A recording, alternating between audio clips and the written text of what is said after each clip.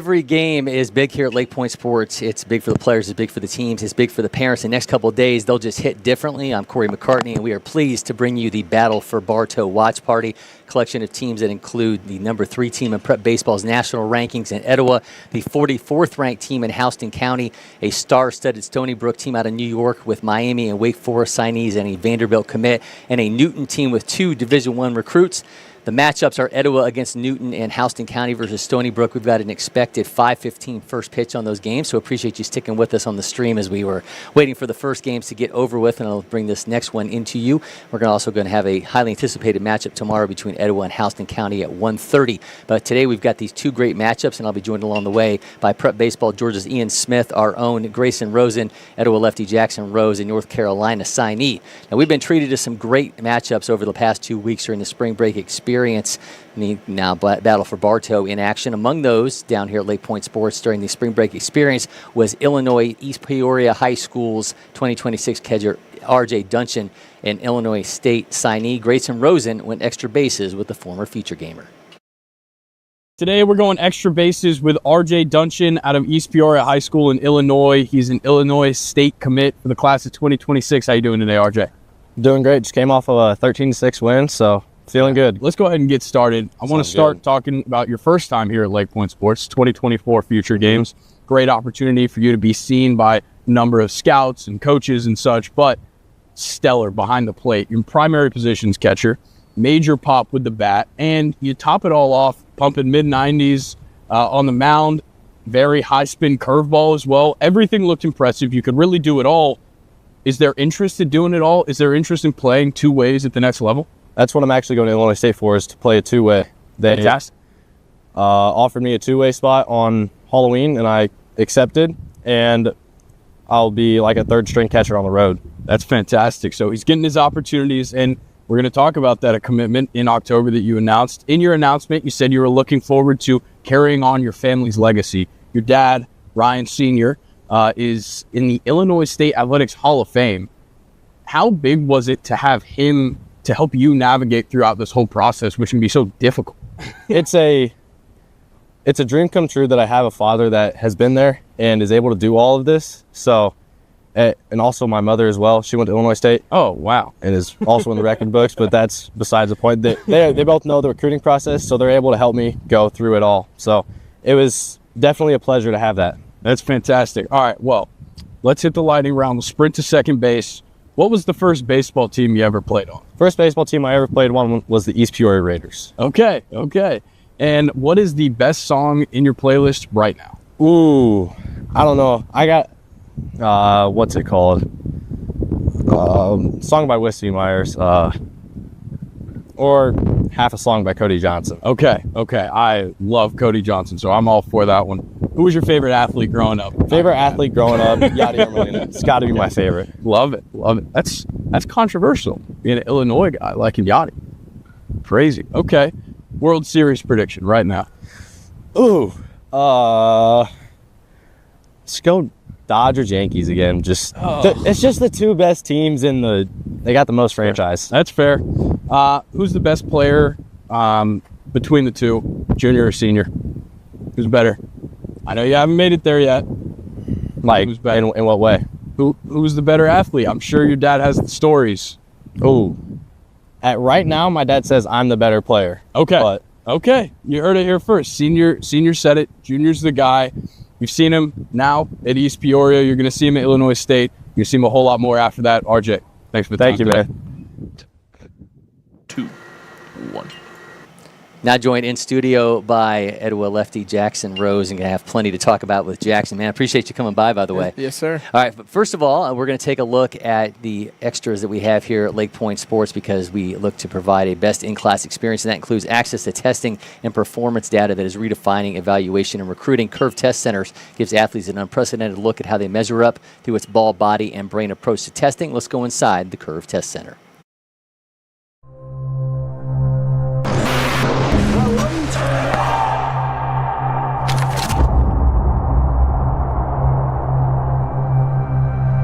We're here at LakePoint Sports, the site of the first Curve Test Center. There will be lots of curve test centers, but this will always be the first. And why are we here? Here for a couple of reasons. One is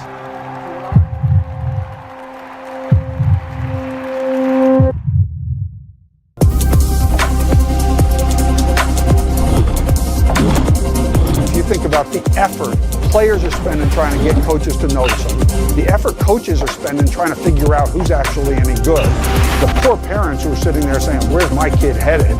This is the answer for all that.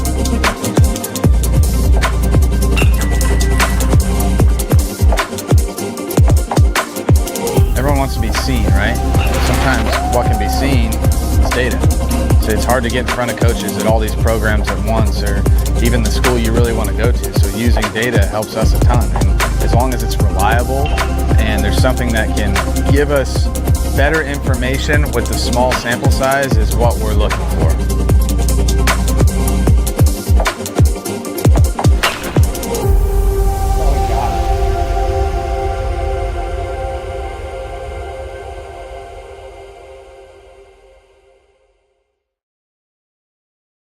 Test your athletic, cognitive, and baseball skills with TrackMe and Proteus and more. Visit at the Bubble or sign up now at curvetestcenter.com. Don't miss this chance to level up your game.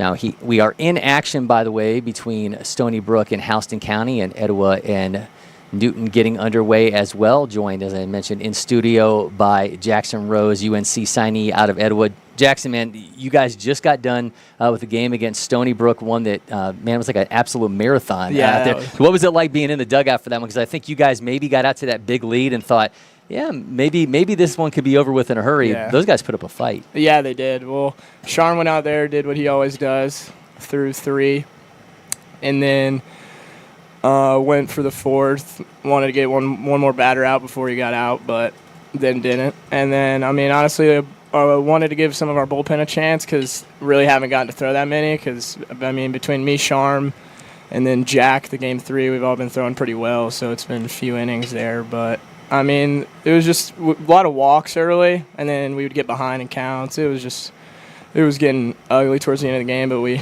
kept the bats going, luckily. All right, tell me about who we got right on the mound right now for Etowah.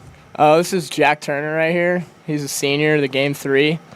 Really been throwing well all year, to be honest. I mean, he actually got a huge 3-run bomb for us against Walton last week. Hit one right field. It was pretty sick. First one ever at Etowah.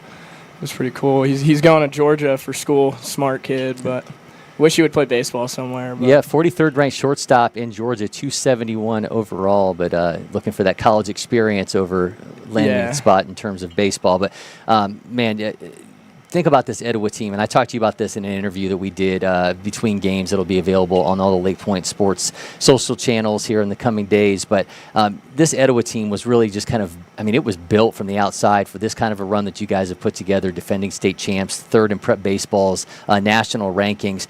There's a lot of pressure now on you guys. How is that something that you guys handle, the expectations that come when you hit the field? I mean, we know, I mean, every team we play is going to be looking to beat us just because we're Etowah. And that's how we take the field, knowing that everybody wants our back, and we don't want to give a win to anybody.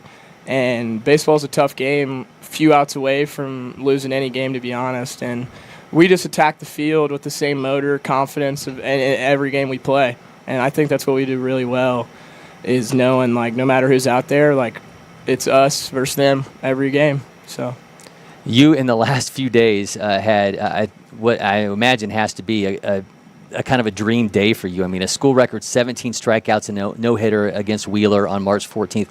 No walks, absolutely dialed in. When did you kind of have the idea this is going to be a special day? I mean, I watched Sharm throw that Tuesday, and he went no-hitter 11 Ks, and before I went out there, pitching coach was like, you got to beat him, right? So I was really shooting for 12, and then I was just rolling all day, and then I get to the 7th inning, and head coach was like, you're at this many pitches. Like, do you want to sit down? And I was like, I mean, honestly, like, I feel really nice. Like, I just want to keep going. And then whenever I came back into the dugout, well, I actually told him I was going to go 9 straight pitches, but that's not what happened. So, but then whenever I came back to the dugout, they told me I broke the record, and I really had no clue until after the game was over. It was pretty cool. Did you know? I mean, did everyone kind of stay away from you, or like when? Because obviously everyone says like, don't jinx a no hitter. You don't want to tell them what's going on. Were you aware, or were you just kind of so locked in that you had no idea? I had no clue that it was going on. Actually, one of our third base coach, Coach Foley, was told the dugout. They were like, yeah, he's 1 away right here. And I think it might have been like the last batter. And I had no clue, and then the team found out, and they all told me when I got off the mound. It was pretty cool. So the social post on the Etowah Baseball Instagram had the guys surrounding you outside the dugout. Everyone's singing Macklemore's Thrift Store. What's the? There's got to be a story there. So me and 2 other teammates of mine, we were just in the dugout one day before a game, just getting ready, and we started. I saw like a TikTok of some people like pretty much like acapella and some songs, and I had the 2 of them make a beat, and I started singing, and then like after we won a game on the way home from the bus ride, we decided to make a beat, and the whole team got into it. It was really fun. And then right there after the game, I think it was right before the weekend, so we were all looking forward to it. It was Friday night doubleheader, and then they were like, let's get a beat going. So we got one going, and then I was like thinking of a song, and then I was like, I guess this will work. And then we all did it. We've been doing that after a few games we win. It's really fun. It's just like, that's just how it is at Etowah. Like, so are you a singer or are you a rapper? What are you? I'm more of like a pop rapper, I guess. Okay. I wouldn't say. So if producer Mason gave us a beat, you're trying to tell me that you'd get some flow going for us right now? I'm more of a guy that'll use another song, but I might be able to try and spit a few rhymes. Producer Mason, can you beatbox? Not effectively. Not I'll just effectively. end up spitting all over the equipment back here. Okay. My All right. So we might. beatboxing are behind me. Okay. So we might take him off the hook. So we may not actually, unless you can just freestyle a cappella. I don't think I'm gonna be able to do. No, you got to have some foundation. Yeah, I gotta have a little music. Okay, going. that would have been like a first for us if we would have gotten somebody doing that on one of these. But the 2024 Senior Feature Games, you got to be a part of that. It was the very first one, and I talked to a lot of guys that were going into it, and they said, man, I thought the future games were out of the cards for me. You had the injury issue during the 2023 season that kind of stopped you from getting that future games experience. When you found out there was a senior future games and that you were going to be a part of it, what was the reaction? I mean, I thought it was really cool because, like, I mean, me, like, as a guy that got hurt, everything, like, I kind of got good later also because of that, which means, like, I really never got the chance to get that much exposure. And then, like, I was on the team with 3 other guys that went and got the invite, and we were all like, yeah, man, like, this is our last summer, last shot. Like, Hudson and Ian got us the invite there, and we were like, let's just go have some fun, play baseball together. It was the last tournament of the year for us all together, and it was really sick. Yeah, talking to the Zagarin twins from Blessed Trinity, they were down there for it as well. I know there was just like kind of this like, man, this is an opportunity we didn't even know that was going to be here for you. I mean, it obviously ends up turning into a North Carolina commitment. I mean, where were things like, if you kind of had to quantify how recruiting was before the senior feature games for you and then what it was after, like how did it change things for you? I think like, through that summer, that's where I really got all that attention and like all the looks and the texts and guys like, hey, when are you throwing? And then like right there, that was my last chance to really show them, end out the summer with a bang, really show them that like I'm the real deal. So, and we're facing other guys that are just as good as me, hitting, and that was like I went out there, just did what I can, threw all my pitches for strikes, got 5 Ks, and it was nice. That's when like UNC was like, yeah, we'll take him. Yeah, that's good enough. That locks in. Yeah. So the Tar Heel thing. I mean, I mentioned this before with you. I mean, Coach Greg Robinson, a Tar Heel himself, a 1978 College World Series. He's the 3-run home run.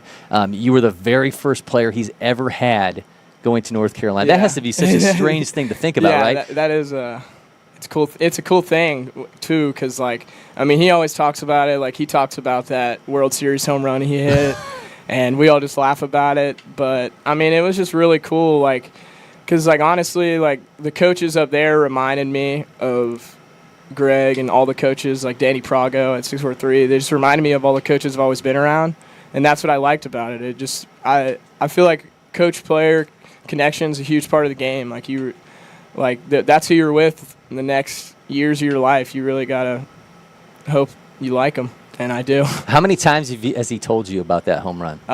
It's on a weekly basis right now. Maybe it'll slow up during playoffs, or it'll become twice a week. But it's a funny thing. Did you guys like at first where you're like, you didn't do that? Yeah, we were like, I mean, wish there was some video, G-Rob. Yeah, that's the thing, right? Like if he does it, if you were to do something like that, we would have like this video proof of it. But for him, it's like you got to do a Google search and you're like, oh yeah, it's like for real. Yeah, it's like, well, I mean, we honestly we make fun of him like having because he's older coach, he might have had a different swing than some of us nowadays, like the old stance batting stance. Yeah, that's what no we gloves say. and and then he would just talk about hitting that home run, and I mean, just classic G-Rob.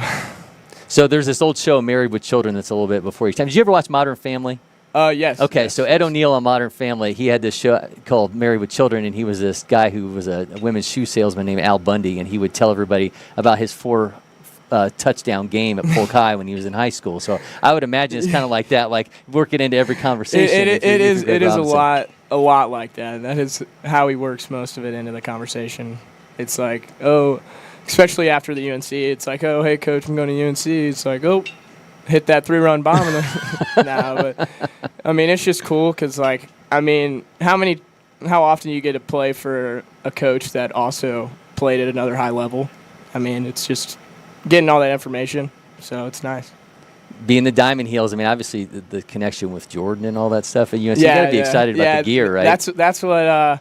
I mean, once I committed, all my buddies were just like, "Oh, Jordan." It's like, it's cool. It's something to look forward to add on to it. But you guys are going to get like the player exclusive stuff and all that. I mean, that's going to be pretty sweet. Yeah, I've had a few family members even reach out about, hey, think you give me Jordans maybe, but it's just. So Dre Bly was a former North Carolina defensive back, played in the NFL for a long time. And when I was at Fox Sports South, we had this TV show where it was called The Panel, and it would be like all these guys who were getting ready for the NFL draft would come in, and it'd be like all these former pros would sit there and break down their game. So we had like Greg Olson, who's a broadcaster, Dre Bly, all these different guys that would come in there and kind of like break down their game film. And Dre Bly told me when he was because he went to UNC, that he really wanted to be a Jordan athlete. And I guess he like reached out and, Nike and Jordan were like, he had already been a multi-time Pro Bowler, but they're like, if you get another one, we'll make you a Jordan athlete. So then he got it, and now every year he gets like this catalog in the mail,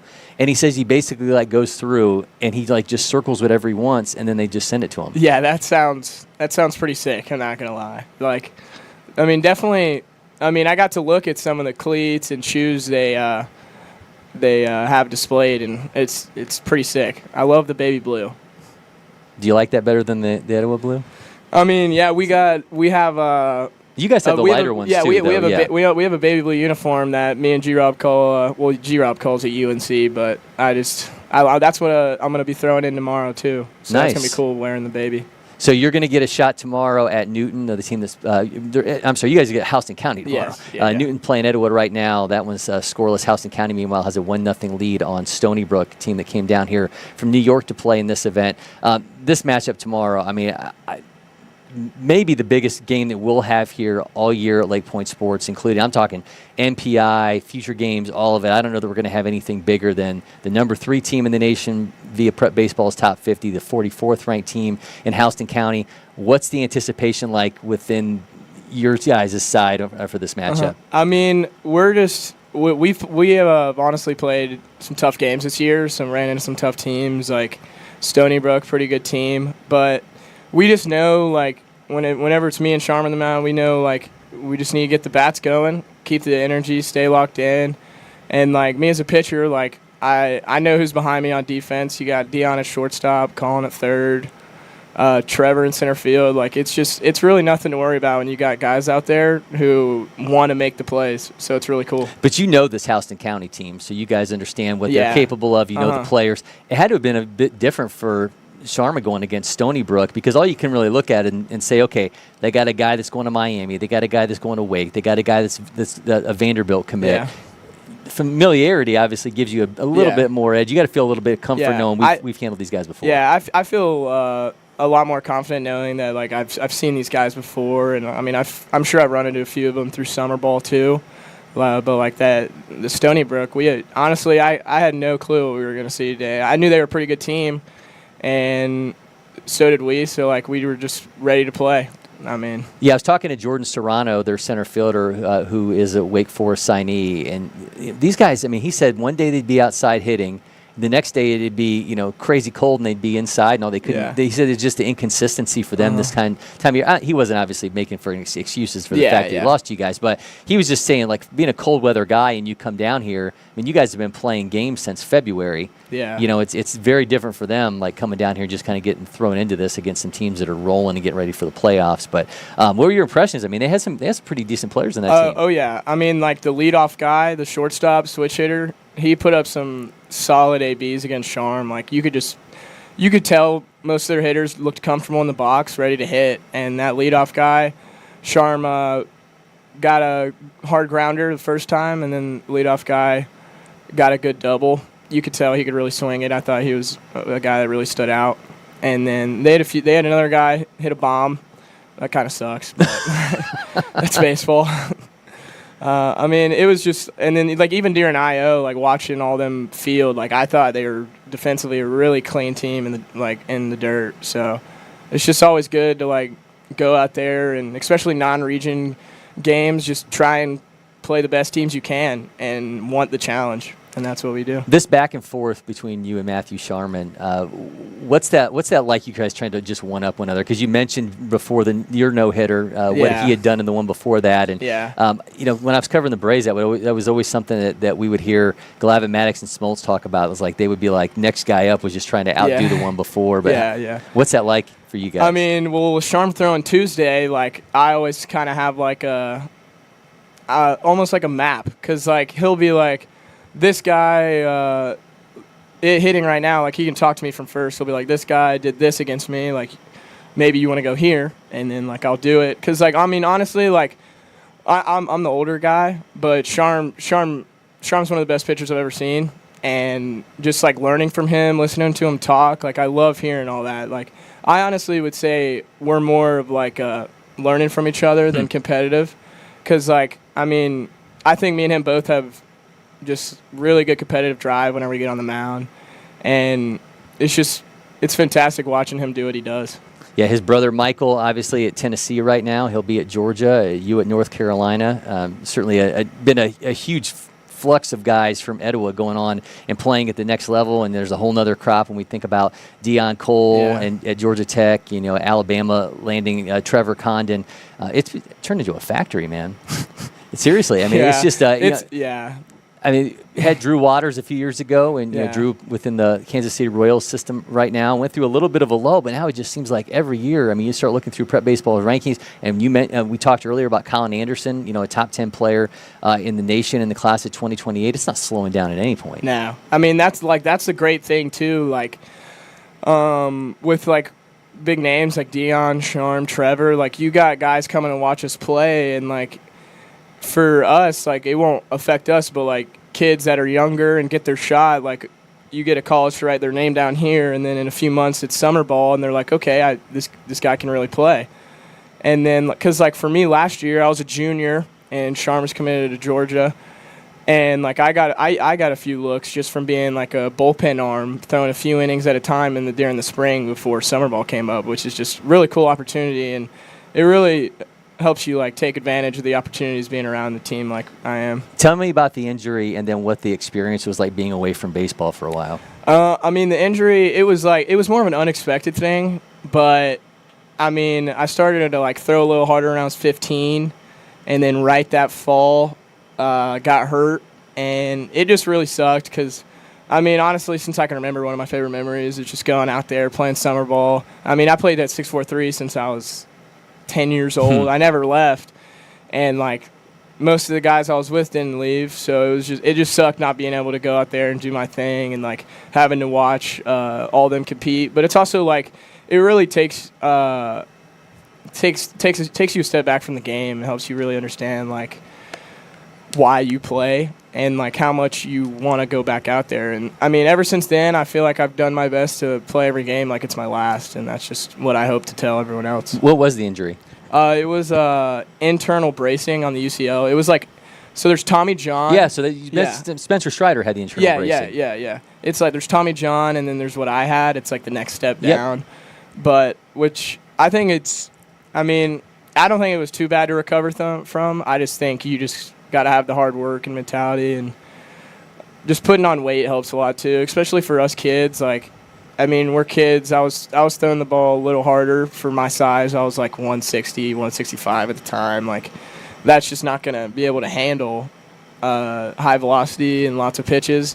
So, like, just getting in the weights early is just a huge thing, and that's what I learned. And now I love working out, to be honest. Is the hardest part, like, not trying to do too much too soon? Like, when you can finally get, like, okay, you can start throwing again, you just not be like, man, I'm going all in. Yeah. It's like, let's go full speed. Yeah, that was the hard part, was, like, especially, like, after, because the doctor gave me a throwing program, and, like, during that throwing program, you're like, man, I feel like I could go more today, but you can't. And then, like, once that was over, then I was like, oh, shoot, now I got to figure this out on my own. I got to really, like, focus on every throw now, like, really be intentful with my playing catch and just warming up. And it's just, I think that was a good thing that happened to me, was the surgery. And it should definitely, it'll humble you really quick, just getting put in a spot where you can't play anymore. Talking to Michael Sharma when he was at Georgia Highlands before he wound up at Tennessee, he had his own arm injury and he ends up coming back, and he just said it kind of completely changed his pregame preparation and how he became a lot more methodical in going out there and getting ready. How different is the pregame stuff for you than it was a couple years ago? It changed a lot. It pretty much went from doing a few of these to a lot more of the pitcher stuff. So it went from like a 10-minute routine to about like a 45-minute routine, which is really like what you need to do to get loose and stay healthy. At what point will you start getting ready for tomorrow? Is there stuff that you do the night before? Like what's the full Jackson Rose pre-start process? So like night before, I always try and go to bed at a good time, just really chill out. And then like when I wake up tomorrow, game's at 1:30, I'm gonna try. I really do enjoy like getting moving around before I pitch, and I'll go work out. Not too bad though, because you don't want to be like fatigued when you're throwing. But I just like to be moving around. I don't like to feel lazy. And then after that, we'll head to the field and then leave for here. And then I'll show up here in about 45 to an hour before the game. I'll start stretching, and then 30 minutes before game time, that's when I'll start playing catch, like right around when they're taking IO. And then I'll just go to the bullpen, and pretty much done the same routine for the past year pretty much now. So. And then you'll beatbox and come up with a rap about the other team. And then hopefully we get the win, and then we can come up with a beat and see what we can do from there. I love it. Yeah. If you guys win another state championship, do you already have something chambered that you'll be singing? I've been telling them I'm going to come up with a good song for that one. If we go back to back, it's got to be, might even have to get like a guitar or something. Oh, wow. Okay. I play, but I'm not good enough to have you play for all you guys. I'm still like, just do it at home. Yeah. I play for my dog. No complaints. Yeah. Yeah, I was on hand watching you guys against Pope last year in the state championships up in Gwinnett, and I just always think about that Trevor Condon home run, man. I mean, that thing just, the second it left his bat. Oh, yeah. It was definitely one of the hardest balls I've ever seen hit, and, I mean, it's really no surprise coming from Trevor. Like, Trevor's a dog, and that's what he expects every time he's coming to the plate. Like, you can see, like, our first base coach telling him to run, but he knew it was gone. We all knew it was gone. And it was just, it's like great moment for him. Like, he was a sophomore at the time and wasn't in center with the senior ahead of him, and then got a shine like that, and it was really cool to see. But all notched up, 0-0 still between Etowah and Newton. Meanwhile, Houston County with a 1-0 lead over Stony Brook. Jackson Rose, UNC signee out of Etowah, in a studio here with us as we're rolling along in this Battle for Bartow watch party.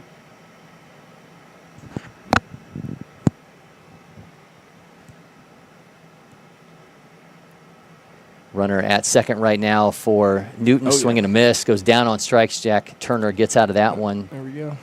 He's really been throwing well all year. It's been nice. But I'll probably head back right around now. All right, man. Well, listen, appreciate it. We're going to take a quick break here in studio. Jackson Rose, man, thanks so much for coming by, man. Appreciate it. Thank you. We'll be back with more from our Battle for Bartow watch party.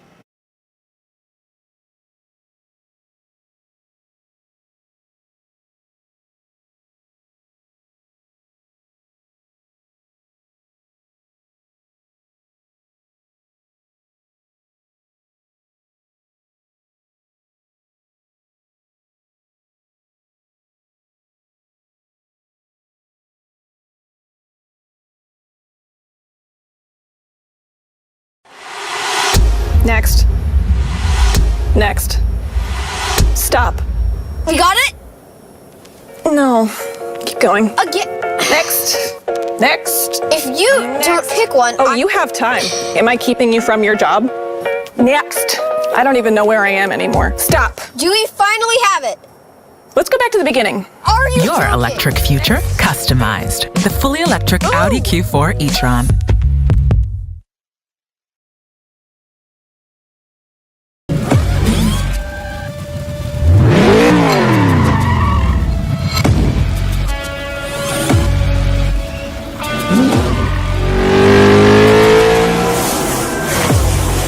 Making every second count. That is how I live. And this is how I hydrate. Body Armor Sport Water. Water for the athlete and all of us. This is ready to go online. Any questions? Yeah, I got one. How about the best network imaginable? Let's invent that. That's what we do here. Quick survey. Who wants their internet to work pretty much everywhere? And it needs to run smooth, like super smooth. Hey, should you be drinking that? It's decaf. Because we're busy women. We don't have time for lag or buffering. Who doesn't want internet that helps AI do your homework even faster? Come again? Sorry, what was that? Introducing the next generation 10G network, only from Xfinity. The future starts now. 2, 1. We rejoin our Battle for Bartow watch party. Cory McCartney along with Grayson, Rosen, Stony Brook, and Houston. That's a 1-0 lead for Houston. Meanwhile, Etowah and Newton are scoreless in the top of the third inning in that one. Trevor Condon at the plate right now for Etowah. After that last game, man, I thought Etowah just, they scored in bunches that first game. I thought we'd see another offensive explosion out of them in this one, but so far Newton is absolutely holding their own. Ooh, that was crushed. Yeah, 100.1 off the bat of Trevor Condon as he makes his way to first base. I mean, that was just impossible to play. But great work right there by Condon. What is he picking up? Is that a ball coming from a... Yeah, I think a ball came from another field in the middle of that. All right, that was bizarre. Yeah, there's definitely a phenomenon where if a team puts up the kind of runs like Etowah did in that last game, you're a little bit exhausted as an offense. Yeah. I mean, they kind of kept the starters in for the most part for most of that game. So those guys have, already taken 5 hacks. Now you're coming out for another, 6, 7, 8, 9 times in the same day, but they're waking up right here maybe. Tag second, throws the first in Not time, quite. turns a double play. Man, nice job defensively by Newton there, getting themselves 2 outs. Yeah, heads up work right there at shortstop, playing up the middle. Field it, take it yourself. That was good work. Yes, Etowah, an 18-9 win over Stony Brook in the first game. They had 18 hits in that one. Man, Colin Anderson just had himself an absolute day in that one. Absolutely no doubt about it. It's been an absolute season for him. Yeah, he goes 4 for 4 with 5 RBI, including the home run. Man, he was just an absolute monster in that one. He also had 3 RBI from Matthew Sharman, 3 RBI from Jack Turner. That was just a dazzling game. Matthew Sharman goes 3 innings with 5 strikeouts, no walks, 1 hit. He's at the plate right now. See what he's got to offer. Try and get something going with 2 outs here.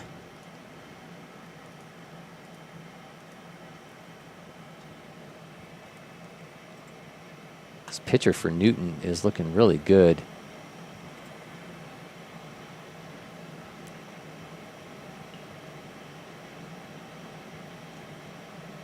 Actually, separate from the roster that we had on file. Jacorin Weaver is the name, at least in the system.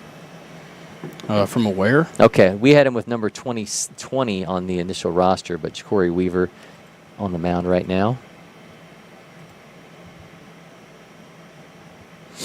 Gets away from his catcher. Count now going to be 3-1 here to Sharman, the prep baseball All-American this past summer in Miami. You could see him flaunting that glove when he was on the bump in that well, first game. he also wears a black prep baseball wristband that was gifted to everybody while we were down in Miami for that one. He was PO only in that one, but he obviously can get it done at the plate for Etowah and has been doing so all year long, including in the previous game today against Stony Brook. We were supposed to be on air at 4. We ended up going on air at 5:15. Yeah, that game started at 1:30 between Etowah and Stony Brook and just absolutely marched on. As I mentioned, those two teams combining for 27 hits and 27 runs. Yeah, and this is Colin Anderson coming to the plate. Had a huge game that first game. We already talked about. He's had a huge season, 2028, one of the best in the nation. And, I mean, you could never even expect this kind of production out of a freshman on this level of team with these level of opponents, and he's totally stepped up to the occasion just about every single time that you see him step foot on the field. So even with 2 outs here, he's a threat to make something happen. Yeah, number 2 player in Georgia in the class of 2028, number 9 nationally. Guy in front of him, Dexter McCleon Jr., has been in the national spotlight for a while now, currently at Buford. I was talking to Ian Smith from Prep Baseball Georgia, who hopefully will be joining us at some point during this watch party, about what would it take for Colin Anderson to overtake Dexter McCleon Jr. I think we get to a point with prospects where it's like maybe not necessarily that you fall out of love with a player, but I think you look for progression in a player at some point, and if other guys start to make that bigger, steps in themselves in terms of their development later on, I think maybe those become justifiable conversations. But right now, when you're got a guy like McCleon that is delivering triple-digit exit velos and can throw 90+ on the mound, it's awfully hard to think about somebody supplanting him. Yeah, I mean, I had a front row seat to Colin Anderson, the preseason All-State underclass in January, and got to see his hitting session and fielding session. I mean, he made a seamless transition from third base to shortstop as well. For most of the season, he's been playing shortstop, playing third base in that first game. Not sure where he's at today in the second game. But, I mean, it seems like when you're watching him, just about everything is on. And it's right on pace to where anybody else, especially at his level, is doing it, and that's why he's number 9 in the nation, of course. But you could definitely see that that's not the ceiling at all. Anderson playing third base today in this matchup against Newton. Deion Coles at shortstop. Yeah, and I believe for a long time was naturally a middle infielder, Deion, and. I think playing a lot of outfield for Smartens. But I think by necessity he got to Etowah and was an impact freshman for them. But they were such a senior-laden team that he found himself playing in the outfield a lot on that squad, and now has worked his way back into the infield. Yeah, and he's another just tremendous player on his way to Georgia Tech. We're going to have a mound meeting. The controls kind of gotten away from Weaver here on the mound, but doesn't discredit what he's done to this point. I mean, holding this Etowah team scoreless through 2.2 is impressive nonetheless. Meanwhile, Will Allen is on the mound for Houston County, as that one is in the 3rd inning with the Bears up 1-0 over Stony Brook. Still waiting for a breakthrough score here in Newton and Etowah in the 3rd. I'm interested to see how this Houston County lineup fares. You got the doubleheader tomorrow, so just a 1-game day for them today. Make things a little bit easier on you, but, I mean, it's a talented team for sure, but when you know that 1:30 p.m. is staring you in the face, it's kind of scary. 95 off the bat. That one flipped to second base, but it gets away from him. Matthew Sharman taking off for home, and he's going to get Etowah on the board as they now have a 1-0 lead here in the 3rd. That's the kind of base running that wins you games right there, and that gets you the lead right there. Shout out to Coach Foley over there at third base. Probably gave him the call to go, but way to just play through that play, because that certainly could have looked like it was all done. All right, that's going to bring up Carson Moore. Carson Moore, 2026, 6 foot, 185 pounder, plays for East Cobb Astros, 27th ranked catcher in Georgia, 186 overall in the class. Also plays third base. Got to be difficult proposition when you're a guy who plays catcher and plays third base for Etowah when you've got Borcherding behind the plate and Colin Anderson at third. Yeah, and it's pretty hard to just say, all right, you guys, step aside. Oh, is he late? He's safe. Wow. Wait. No, they got him. Oh. All right, inning over. Etowah's got a 1-0 lead in that one over Newton. I think maybe they called him safe on the slide and then out because he slid past and they got the tag on. So good work right there by Newton to hold down the tag. All right, meanwhile, that one put into play by Stony Brook. Got him on the run in the outfield. Center fielder will catch that one. No, I think that one actually dropped in and bounced into his glove. Okay. Well, it's kind of hard to see. Yeah, it was a hard view. When that sun comes out, too, on field 10, it's a little bit hard to see a ball in the outfield. That's Kendall Jackson in center field right now for Stony Brook. I mentioned they got Will Allen on the mound. See behind the plate, they've got Raymond Bird. Playing first base is Logan Elby. Second baseman is Isaiah Gallison. Over at third, they've got Tyson Gannis, Ethan Buffone. We mic'd Ethan up this past summer when he was playing for the Texas Ranger scout team, playing shortstop. And then their outfield has Noah Odom in left, the aforementioned Jackson in center field, and Vic Gann in right field. Yeah, Vic, another talented player. It's on that Houston County team. I mean, Houston County just unbelievable at retaining talent over the years. They're just constantly a contender. Yeah, 44th ranked team in prep baseball, Georgia's national rankings. They are number 3 in prep baseball. Georgia's rankings number 44 in the prep baseball national rankings. Yeah, obviously a program that produced Drew Burris, who is just absolutely killing it at Georgia Tech. Allen on the mound right now, a South Florida signee.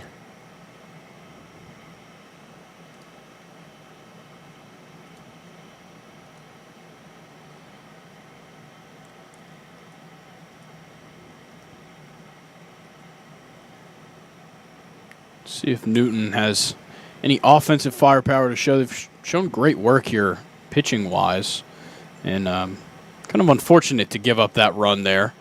But we'll see if they can fire back and maybe tie this thing up or take back a lead.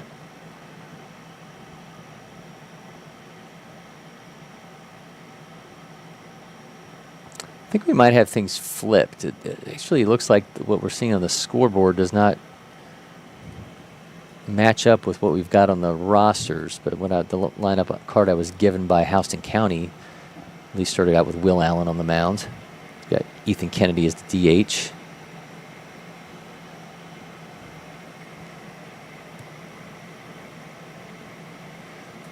And 1-0 in the third inning over there. Meanwhile, 1-0 Etowah over Newton in the third inning as well. Yeah, that is Tyson Gannis has taken over on the mound. Excuse me. Will Allen's no longer in this ball game. Yeah, Gannis, a guy I did years ago, did an interview with Gannis, who's a 2023 junior future gamer for Georgia. He's now the 6th ranked right-handed pitcher in the state, 52nd overall. One gets away from the catcher, taken off for third. Stony Brook going to have him at second and third here with nobody out in the third. Yeah, that's a really, really pivotal spot right there to advance the bases. Having second and third now, no outs, even just putting things in play gives you a good chance at scoring a run. Aiden Ruiz is at the plate right now for Stony Brook Vanderbilt Commit. He's a #1 player in New York in the class of 2026. 8th ranked shortstop in the nation, 24th overall in that class. Yeah, this Stony Brook team is unbelievably talented, almost top to bottom. Another one gets away from the catcher. Runner will hold at third, though. Yeah, I texted you this last night, but that runner did come in to score. It did come in. Not That's sure what I get for look down momentarily. Well, there's some kind of disagreement. I'm not sure. Oh, they called a balk. Maybe. Well, a run did cross the plate for Stony Brook, so we'll see if that holds. I got a walk over in Newton and Etowah. Conversation continues in Houston and Stony Brook. But I texted you this last night. I mean, this Stony Brook team has Miami and Wake Forest signees, a Vanderbilt commit in Ruiz, who's the number 1 player in New York in 26. They have the number 3 player in 2027 and 4 in the top 6 in 2028 in the state. They've got a stranglehold on the talent in the 2028 class for New York. That was a absolute laser. Yeah, 90 off the bat for Newton. That was Darian Adkins, and he's now standing at first base. Well played out there and left to stop that from being extra bases. They got that ball in real quick. Southern signee Caden Brown now steps up for Newton. Plays for GBSA Rays during the summertime. Would that be Southern University in Louisiana? It is. Yep. Okay. Yeah, 2 D1 commits on this team. Caden Brown and then Chris Gilroy, Kennesaw State commit 2026. Brown fouls that one back. Stony Brook, meanwhile, has taken a 2-1 lead over Houston County in the third. Yeah, I mentioned this to Jackson Rose, my conversation with Jordan Serrano between the games. I mean, he said, look, there is a little bit of the factor. They haven't been able to really consistently swing the bats. I mean, there's some days it's 60 degrees out and they can swing outside. The next day it's freezing cold and they're practicing indoors. It's just hard for them, I think, to find a rhythm when you're a Northeastern player this time of the year, and they're playing guys who've been playing baseball for 3 months. Yeah, that's the really tough part for anybody that's going to come out of come into town and play anybody from down here. Is just, they're in the heart of the season. This is where you really turn things up. If you're Etowah, you're getting ready for the state playoffs in less than a month. Yep. So they're in mid-season form. Meanwhile, a team like Stony Brook, though they're unbelievably talented, they're all cold. And that's just how that's going to go, unfortunately. Yeah, it certainly was not an excuse for the way that they were not able to get a win over Etowah in that first one, but I think certainly a realization with these guys getting their first bits of action in the 2025 season. Etowah guys not too happy about that call in the back pick. Obviously, they thought he was out. Meanwhile, base hit for Stony Brook, so they got a 1-out single, up 2-1 over Houston County in that one.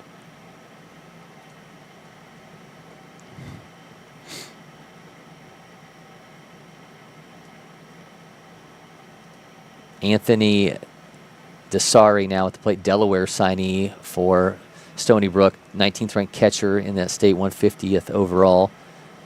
Pop time down to 188, and he's got an 83 catcher velo. All right, when I think Delaware, I think of one player ever. Joe Flacco. Yeah, gotta be. I don't know if I can name another player that's come out of Delaware. Yeah. Maybe people from Delaware can't name another player who's coming out of Delaware. There might be students currently at Delaware that can't. They might not be able to name Joe Flacco. Well, that's probably true. Unless he's got some kind of building named after him. He might. Yeah, he might. Super Bowl winning quarterback. That's right. Don't forget it. Throw down to second is not in time. They got it. Wow. Nearly came off the bag. It kind of like half-stepped as he went across it and able to hold the tag. So that's going to be a second out there. Big one for Houston County. They trail 2-1 in the third. Play right there by Etowah. Get the force out at first. Some weak contact. Well played, though, at second. They've got a 1-0 lead on Newton. Stony Brook's up 2-1 over Houston County in the third. Is that the first or second out? I'm not. Okay, there it is. I believe it was the second out. Yeah. Anthony DeCesari at the plate for Stony Brook, 6'1", 215-pounder. Exit velos right around 90 miles an hour.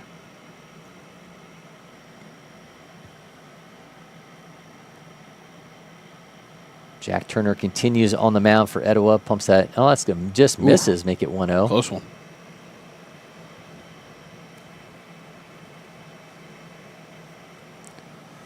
Yeah, I feel like even though they got to play Houston County tomorrow, I feel like Jackson Rose has a better situation than Matthew Sharman did going against a Stony Brook team they knew nothing about. Yeah, and on top of it, I mean, Sharman pitched game 1 of their last series, and I believe that was on Tuesday of last week. So he had a long break. He's been their Tuesday starter for most of the season. So Rose is kind of used to this. He's been pitching on Thursdays and Fridays. And so he's more, in tune. And then you got to think Sharman also has to start again. Oh, man, nearly had a fantastic. They got him. What a fantastic play for Etowah there defensively. First baseman comes off the bag and running towards second, nearly falls down and makes the throw to first in time to get the out as he tumbles to the dirt. That was impressive right there. Sure was, man. What a play defensively for Etowah in that one. Was Sharman playing first? Or was he getting the game off? That was, in fact, Matthew Sharman. Look at that. Yeah, the Prep Baseball All-American showing the glove defensively. Not sure Georgia wants to see him doing that too much. As he tumbles, they've got their eyes on him as a right-handed pitcher, but he certainly can get it done at the plate and, as you saw there, defensively with the glove. I was going to say you never know when you need a pinch hitter, but That's I think true. Georgia's pretty stacked in the hitting department as it seems. That's right. Even by the time Sharman gets on campus. Yeah, we appreciated Jackson Rose stopping by for the first couple of innings of Etowah and Newton. If you missed any of it, we'll be sharing that out across our social media channels later on today.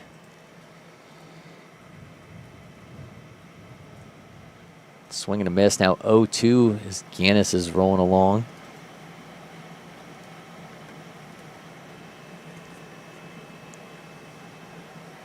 So Cherokee's waiting in the wings to play whenever this is concluded. Yeah. At least one of these games. Yeah, Reed Worley there, all prep baseball All-American right-hander, and also Kennesaw State signee. Got here like an hour into the wait there of Etowah and Stony Brook, and just because he wanted to get a look at Newton, who he's never faced before and is going to have to play in the next game here, but he's going to have a long time to wait. And Cherokee next week plays Etowah. So that's a big series, so I'm sure Reed was trying to get a look at Etowah as well. Reed said it's going to be him against Sharman in that one, so that's going to be fun. Yeah, that's going to be a huge game. Fun. So next Tuesday at Etowah, those two All-Americans will be squaring off. That'll be a lot of scouts there, I'm sure. Oh, yeah. I've had saw a little bit of scout presence for Etowah versus Stony Brook as well. Carson Moore is going to lead things off for Etowah here. It's going to be followed by Matthew Walker and Riley Sears.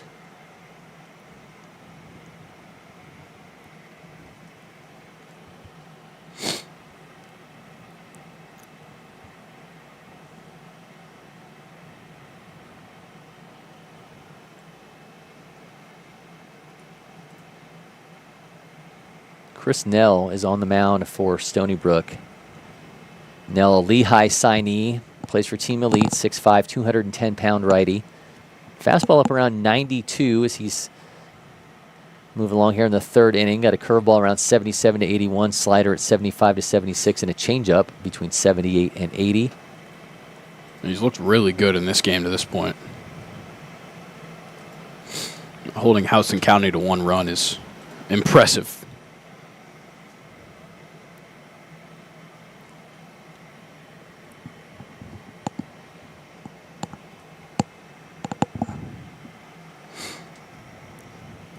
Matthew Walker's turn now at the plate for Etowah with 1 down.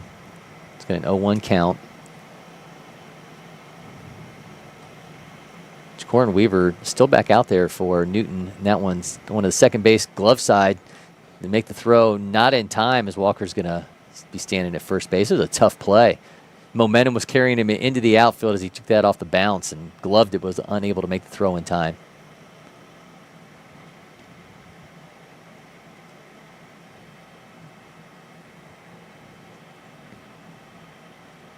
I was looking at the numbers on Houston County, and this season, they've only been held under double digits 9 times. Wow. In 22 games. So, Stony Brook's pitching staff should be pretty happy with where they're at right now. Just don't let things get out of hand. And they very well could. I mean, Houston County's got an extremely impressive lineup, considering they put up double digits pretty often. Riley Sears is at the plate now for Etowah. Be followed by Nate Curcio.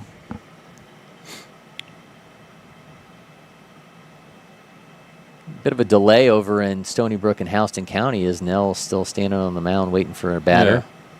Not really sure exactly what we're waiting on.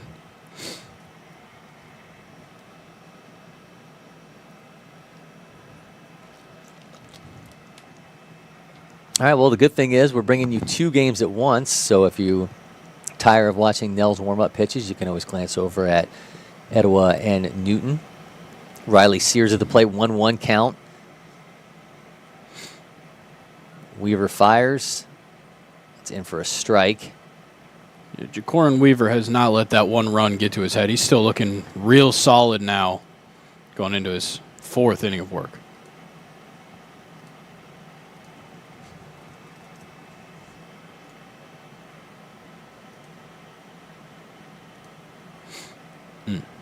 Just missed that one.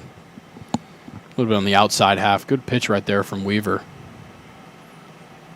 Yeah, Weaver, a 2027, also plays corner outfields. Plays for Beast Mode Prospects. Switch hitter. The arms look pretty good so far. Fastball readings on him up around 80, but man, he has been holding these Etowah bats largely at bay so far. He has allowed just 1 run as we sit here in the 4th inning. It's got a 1-2 count to Sears. Swing and a miss, gets him on strikes. They get 2 down here in the inning. Good work right there by Weaver. Make things that much harder for Etowah to get into the scoring column in this inning. We are underway now in Stony Brook versus Houston County. Nate Curcio will now step in for Etowah, 6 foot, 160-pound, 2027, plays for TGD backs. He's the 19th ranked shortstop in Georgia, 54th overall, a 23 junior feature gamer. Try to get something rolling here with 2 down in the 4th. Yeah, we got to see Nate last spring. Runner taking off for second. The throw is going to go wide. Taking off now for third base. That's going to be all kinds of trouble for Newton as Etowah now is 90 feet from a second run. We got to see Nate with TGD backs here a couple times throughout the summer. He's an impressive player. His older brother, Will, played at Chipola, and now I believe he's at Bryan College. So baseball in the family. Yeah, I believe there was a family connection that got him down to Chipola. I believe maybe a grandfather had played at Chipola.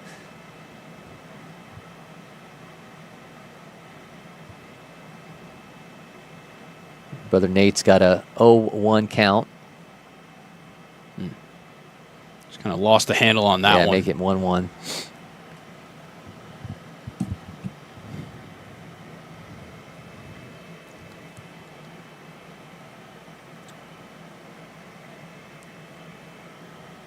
Sends that one foul. Trevor Condon in his hood, always flapping. You can spot him a million miles away. Yeah, he's got some he's pretty predictable with the gear. Yeah. You kind of know what you're getting with Trevor every day. 1-2 to Curcio. Drop third. Throw over to first in time, and that'll bring an end to the inning as Etowah strands 1. They continue to lead 1-0 over Newton. Well, Stony Brook still has a 2-1 lead over Houston County. We've just continued to have a number of delays over in that game. One down here in the 3rd. Not quite sure what the hang-up has been. I want to give some love to Jacorin Weaver. Now through 4 innings. Just allowed 1 run, 3 hits, 5 strikeouts. He has allowed 3 walks, but not letting that get to him too much. Only allowing 1 run against this Etowah lineup is unbelievably impressive. Yeah, Newton comes in with a 13-8 record, and I mean, I think safe to say the most unheralded of the 4 teams that we went into this game watching, but they have more than held their own. Looking awfully strong here against the 3rd-ranked team in the nation. Jacorin Weaver has certainly had a start so far to hang his hat on. Yeah, and for Etowah, I mean, there is some pressure. When you're here, you've only lost 1 game this season. It's North Paulding, another top team in the state. It was 1 of 3. You won the other 2. And you don't want to show up here and lose a game.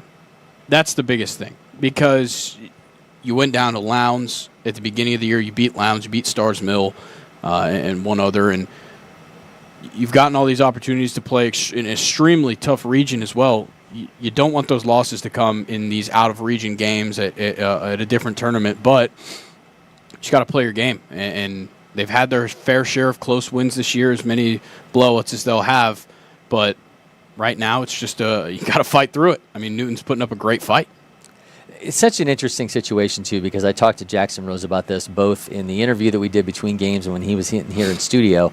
But pressure has been on this Etowah program for years. The 97.9 off the bat is absolutely hammered. Looks like we are going to have back track gone in the Houston County Stony Brook game as Vic Gann makes his way around the bases there with a solo home run. It's going to tie things up at 2-2 in the third. Yeah, you could see it. Our eyes lit up when we saw that one come off the bat and just and here we go. Another one crushed over here on the right. Maybe got a little bit too under it. It's just going to be a loud out, 88.9. But, man, Vic Gann is somebody that this past summer spent some time with when he was here for Showcase. Now a Georgia Gwinnett College signee, plays for 5-star national, 14th ranked outfielder in Georgia. The speed on him is ridiculous. Runs 6'5". You match that with a 101.9 exit velo at 83.5 bat speed. And Vic Gann, a special player, and he just showed that, getting Houston County all evened up there at 2-2 with that solo homer. And there's a 70.7 infield single. Yep, as he beats that one out. Showing some real speed right there. And that was Gallison delivering that infield single. Isaiah Gallison, Kane Southeast 23 junior feature gamer. But as I was mentioning with Etowah, I mean, this is a team that pressure has been building for them for years. I mean, back when Matthew Sharman and Trevor Condon and Deion Cole were 8th graders, there was this expectation that, hey, these guys are going to get to a point where they're going to be the core of this team. This is a unit that could potentially win multiple state championships. Now, the one thing you can say, they've won. Yeah. And they've won, and they've dominated. And each time you take the field, there comes this expectation with them.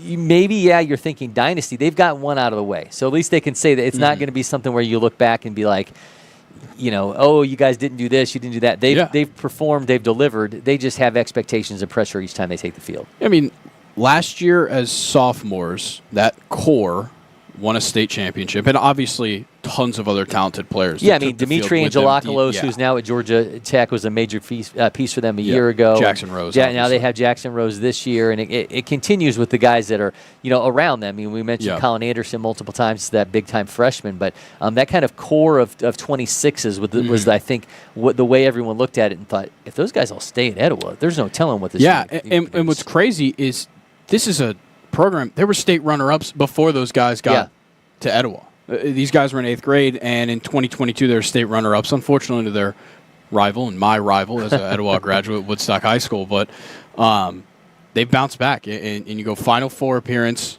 then you win a state championship, and now all of the pressure is on. And being number 3 in the nation is even more pressure to succeed.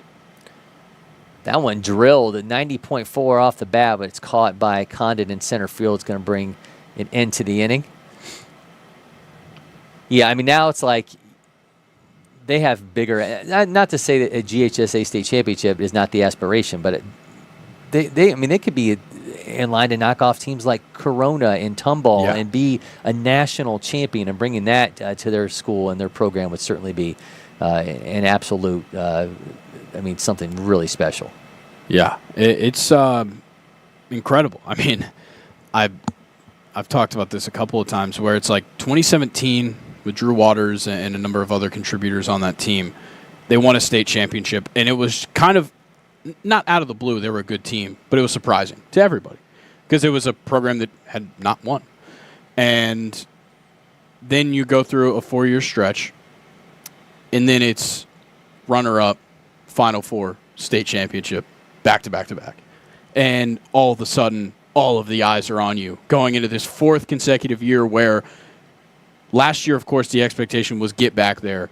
Now the expectation is win it again because everything else is a failure when you've already done it once. Well, they've got a 1-0 lead over Newton as that one is in the 5th inning. Meanwhile, Stony Brook and Houston County are all notched up at 2-2 off the bat of Gann. That solo homer. Gets away from the catcher. Runner taken off for third. Some serious speed in the base pass. Couldn't find it down there. Logan Elby at the plate right now for Houston County. Followed by Ethan Buffone, the Mercer signee.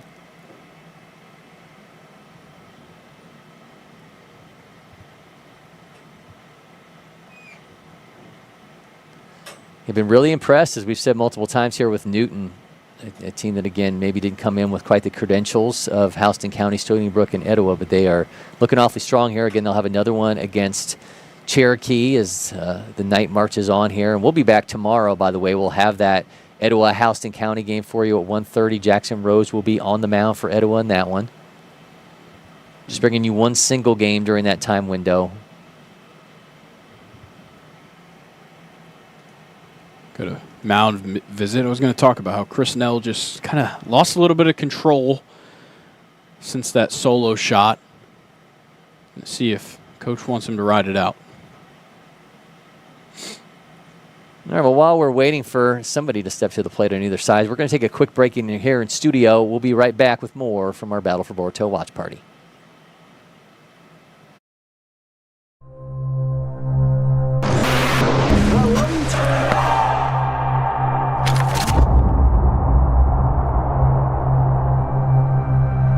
We're here at LakePoint Sports, the site of the first Curve Test Center. There will be lots of Curve Test Centers, but this will always be the first. And why are we here? Here for a couple of reasons. One is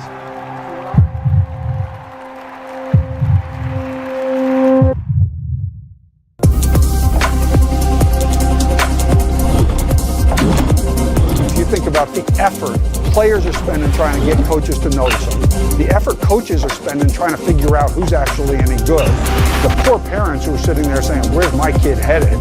This is the answer for all that.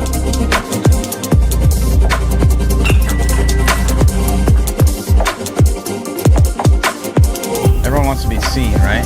Sometimes what can be seen is data.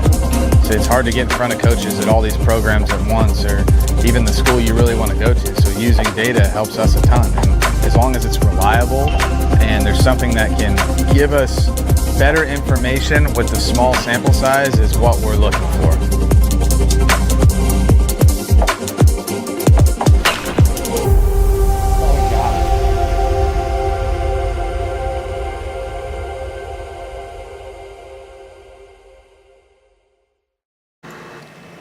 Curve Test Center is redefining player and performance data when it comes to evaluation and recruiting. Test your athletic, cognitive, and baseball skills with TrackMan, Proteus, and more. Visit at the Bubble or sign up now at curvetestcenter.com. Don't miss this chance to level up your game. We're back here in studio. Cory, McCartney, Grayson, Rosen with you. Still in warm-up pitches between Etowah and Newton and Stony Brook and Houston County now. Looks like we have a new arm on the mound for Newton in that one. Or no, we still have Nell on the mound. I thought maybe Nell was exiting that one, but he's got a 2-0 count. Yeah, we do have a new arm for Newton. Hardiman is now on the mound for Newton. Yeah. Devontae Hardiman. Big swing and a miss right there. Facing Dion Cole. Dion, another prep baseball All-American. A future gamer. Excuse me. Yeah, Matthew Sherman was and Trevor. Yeah, I'm trying to get everybody to come down to Florida with us. Maybe we'll get in there this year. Maybe we're going to be going back to Lone Depot Park this next September for the Prep Baseball American game. So maybe Dion Cole will be making his way down there to join us. The now Georgia Tech commit, top-ranked outfielder in Georgia, 5th overall. Number 11 in the nation in his position, 52nd overall. He was a 2024 feature gamer, a 2021 junior feature gamer. Gotcha. So I'm just riding the trajectory there, right? Yeah. So he should do Prep Baseball American game this year, and then he should do Super 60 next February. Yeah, it's so much fun watching the process, seeing those invites come through for the All-Americans, and same for future games. I mean, you're kind of watching it happen in front of your eyes when you're watching the games here. That selection for future games, you kind of watch happen over those first couple weeks of the summer. Full count over in Houston County and Stony Brook, and Ball gets away from the catcher, and Cole's going to make his way to first. Trevor Condon standing at second. Yeah, Cole and Condon reach. Now Sharman, there's that core we talked about. Yeah. Trying to get things done here. Colin Anderson in the on-deck circle. Last time up, Sharman took a walk. Takes a walk, could load the bases for Colin Anderson. Hard to believe there'd be a tougher 4, 1 through 4 that you have to deal with.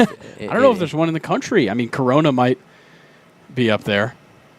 I'm not sure exactly how they line it up, but they've certainly got their share of big hitters. But if you load the bases for Colin Anderson, he's not afraid to hit a grand slam. Already hit one today, so he's no stranger. Just drops in the breaking ball. It's one that if Sharman knew it was coming, he's probably wishing he would have swung. That's probably why his bat was still in the dirt for a minute.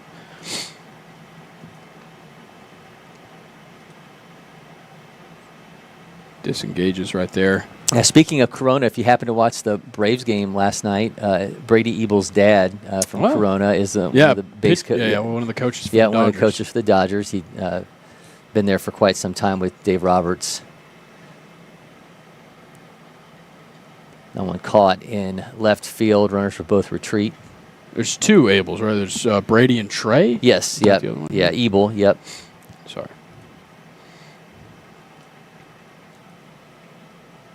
Yeah, so another unfortunate reminder for Braves fans about last night's game against the Dodgers. Yeah, that's one I want to forget. I mean, I want to forget all 7 of these games. Yeah. I tweeted it last night. Some people agree with me. Some were upset with me. I just don't understand why you would pitch to Shohei Ohtani in that situation. Don't let the one guy you don't want to beat you beat you. He is literally the one. And you could certainly say, okay, well, then you got Mookie Betts after that. Sure. You go down that line, you get to Teoscar Hernandez, who's hitting 200 with 3 strikeouts. I mean, it's going to get easier. Who did, I believe, deliver an RBI double earlier in the game? Is that true? I think Teoscar was hitless. Oh, was he? Yeah. Maybe it was a different game in the series where he did. Oh, there's Anderson putting one on the ground hard. Yeah, cameras did not switch, but Trevor Condon's going to cross the plate, and Etowah's got a 2-0 lead off the bat of Colin Anderson, who has had an absolutely massive day. I mean, this whole season has been kind of his coming out party, so it's nice for us to get to show it off to everybody else. I believe he's mic'd up right now. I believe Jack's down there, got him on camera, so hopefully we get some productive video out of Colin Anderson in this one, as Etowah's got a 2-0 lead in the 5th. That game is flying by comparatively to what they had in their first one against Stony Brook. I'm sure those Etowah guys are more than happy to get out of here. Yeah, and it's nice because, you know, they're right down the road. Yeah. So you're not going far. You're not staying in a hotel tonight. You get back on the bus, you go back to school, and everybody disperses from there, and then you're back up here again tomorrow. Dribbler back foul. Sun shining brightly on both fields as we hit the golden hour. What technically is the golden hour? Obviously, it depends on daylight savings, but I believe it's, at least right now, sometime from probably from 6:15 to 7. When is golden hour? Google search tells us it's the hour after, or the hour leading into the sunset. When sunlight turns magical. This literally tells us what it is, but I want to know the approximate time. Is 7:05. Okay. What is that? No, the morning golden hour is 6:38 a.m. to 7:18. Okay. Evening hour is 6:51 to 7:32. All right. Well, so we've got about a half an hour. We're got half an hour to golden hour. I don't think it's really going to change much for us, unfortunately. No. Oh, that one goes right to the hand. Oh, I thought it hit him in the tough head. moment. Deion Cole got hit with that ball as it goes into the center fielder's proximity, and man, a tough moment here for the Etowah shortstop. And of course, it goes to the side where he doesn't have the sliding mitt either. Just very unfortunate. Yeah, difficult moment here for Etowah, player they absolutely do not want to see in this situation. So hopefully, Deion's able to get back up and shake this one off. Give him a moment here and turn our attention to Stony Brook and Houston County. Yeah, things getting underway here in the top of the 4th. Tyson Gannis, And for a relief effort so far, it looks really, really strong for Houston County. Julian Martinez at the plate right now for Stony Brook, the top-ranked catcher in New York in 2028, second overall in the class, sixth ranked at the position nationally. And Deion Cole shakes it off, and he will remain at second base. Martinez right back up the middle, and he's got himself a leadoff single in the fourth. It's a good piece of hitting right there.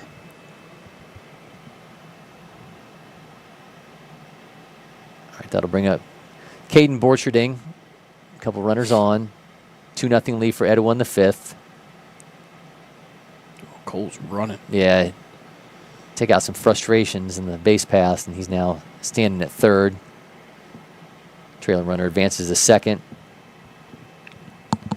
Borcherding at the plate, top-ranked catcher in Georgia, third overall in the class of 2027. He is fifth at his position nationally, plays for Team Elite during the summertime. Strong chance we see Borcherding in the feature games this upcoming summer. Yeah, that pickoff move there to first in Houston County, and Stony Brook gets away, so Martinez is going to advance to second base now. No outs, top of the fourth. Full count, Borcherding draws the walk. Bases will now be loaded. They'll bring up Carson Moore, chance to cash in. Jordan Serrano at the plate with a runner in scoring position and no outs, so really looking to do damage. Between games, Jordan Serrano's hitting coach was talking to him about the way he was coming down on his plant foot. So we'll see if those words of encouragement, if he's able to cash in here and give Stony Brook the lead. Flashed a bunt there on the first pitch, pulled it back quickly. Going to talk about what we're going to do if he does bunt. Yeah, Serrano told me he's really gotten in, and I always find this fascinating. I was asking Jackson Rose about this a little bit too. How, when guys get to the point where they're, an elite player, certainly what sets a guy apart is what you're doing on the mental side of your game. And Serrano, he said that's become a gigantic part of what he does, is trying to really, focus on that to try to become a separator. Because you said you get to a point where everybody's good. So what are you doing for that mental approach to kind of allow yourself to not let failure build and knock away your confidence? So I think the words that he got of encouragement, again, from his hitting coach between games, I think plays into that a little bit, just making sure you get back to your process and you get back to basics. And didn't have a great game. You got to find a way to quickly flush that away and know that there's more ABs coming. Yeah, and the only thing that can make you better is you. So for a guy, especially in Serrano's situation where he's heading to Wake Forest, he's got the attention, he's gotten the notoriety, everybody knows he's a good player. Only you can make yourself continue to get more respect. Just because you're signed doesn't mean you can't be out here trying to get a better draft position today. Yep. It's those kinds of things that you got to keep in mind as a hitter like Serrano is. Fouls that one off. Counts 2-1. Ed, you'd mentioned there was a scout that you had overheard saying he was here to see Jordan Serrano in center field for Stony Brook. So if the Rockies call his name in July, I won't say I told you so. Well, the numbers on him, and I told him this. I said, if I was building a player on MLB The Show, I kind of have a feeling the metrics would look something like a 106 exit velo, an 86 bat speed, a 6'3", 60, and a 95-mile-an-hour arm out of the outfield. Yeah, he really does it all. That's a total package, especially out in the outfield with that outfield velo. Well, he's got a chance to cash in here. 3-1 count, tie ball game. And Serrano smartly lays off that one and draws himself a walk, and bases will now be loaded for Stony Brook. Cory, I think you just came up with new terminology. I think you were trying to say 2-2 ball game, but you said tie ball game, and I kind of like it. Tie ball game. I like that. Yeah, it's a tie game. Tie game. Really puts the emphasis on that it is tied. That's right. Truly tied. Well, that's where when you wear a suit to a game and the game is notched at some specific score as a tie ball game. Deion Cole getting some love there.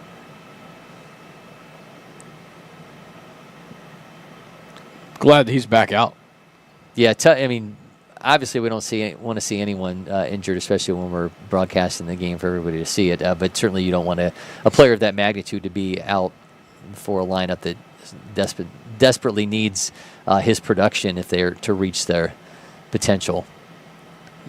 Gets away from the catcher. Both runners going to advance. Stony Brook inching towards that third run as they're trying to take the lead here over Houston County in the fourth.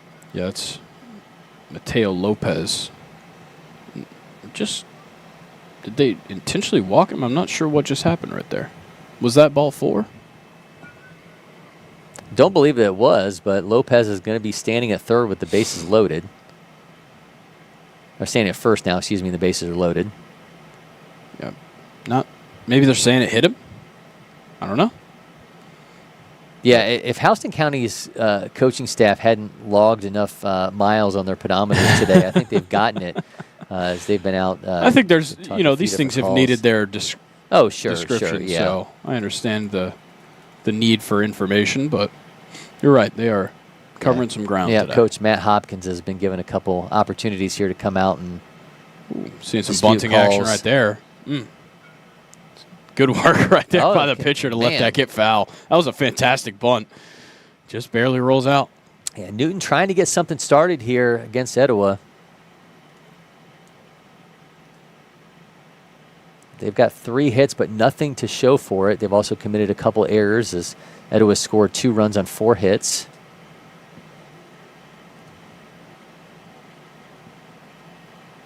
Robert Jackson at the plate right now for Newton.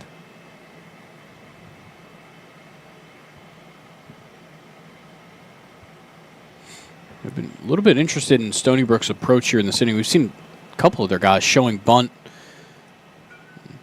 Nobody's necessarily put one down, but definitely just trying to score runs, and they've obviously put a number of players on base. It does look like they took back that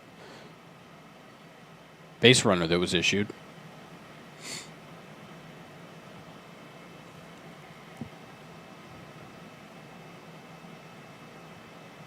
Still gets down there anyways.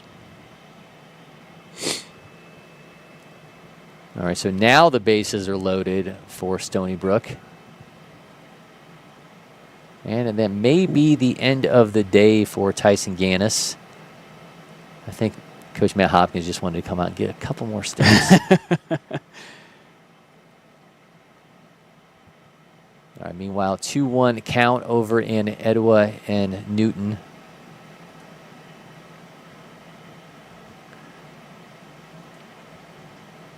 Jackson watches that in, runs the count even. Jack Turner still on the mound for Etowah as that one's in the 5th.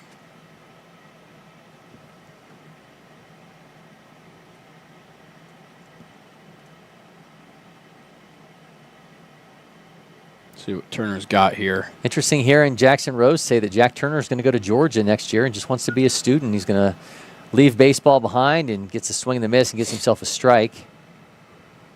You had mentioned Etowah and rival Woodstock facing each other for a state championship a couple years ago at Truist Park. Braden Davis was on the mound for Woodstock in that one, and Braden opted not to continue his baseball career.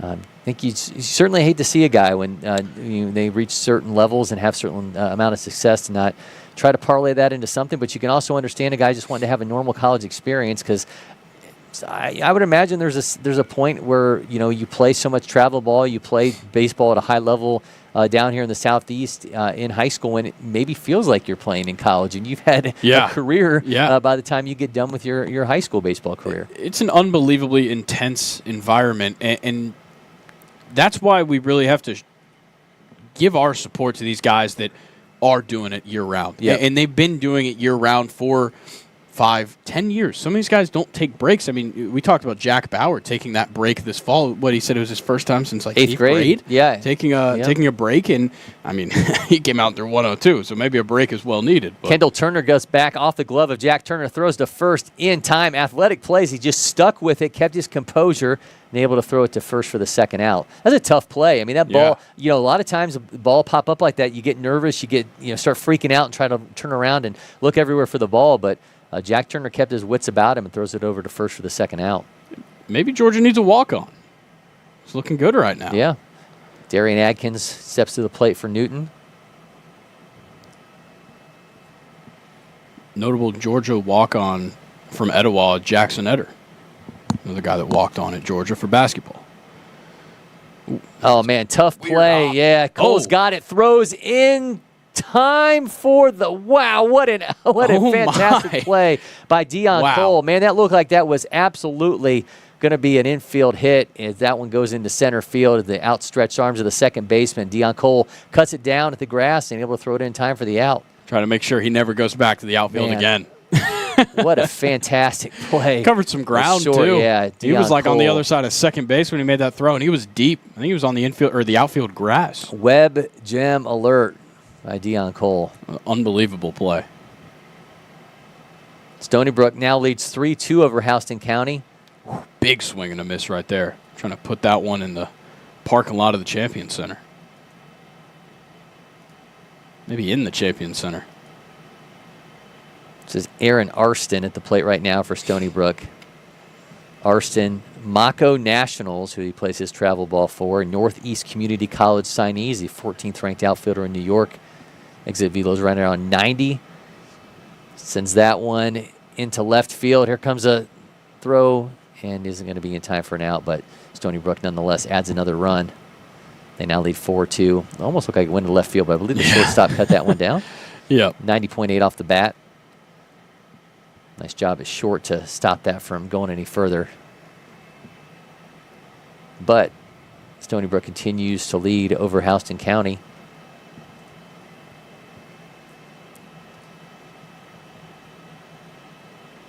Brian Brower now at the plate for Stony Brook.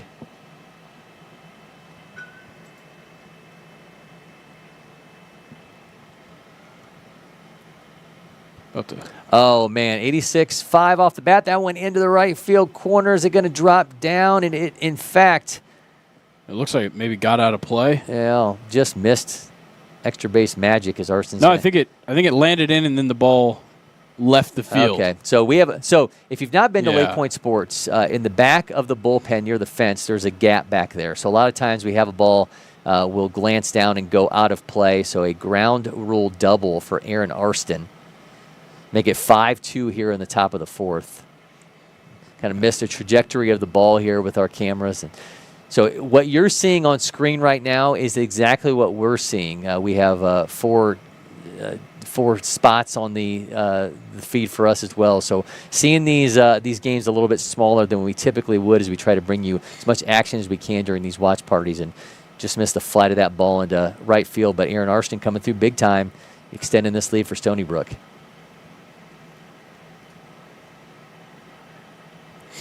Devontae Hardman continues on the mound for Newton. It's a half swing there to stay alive. All right, Matthew Walker's at the plate right now for Etowah. Walker will be followed by Riley Sears and then Nate Curcio.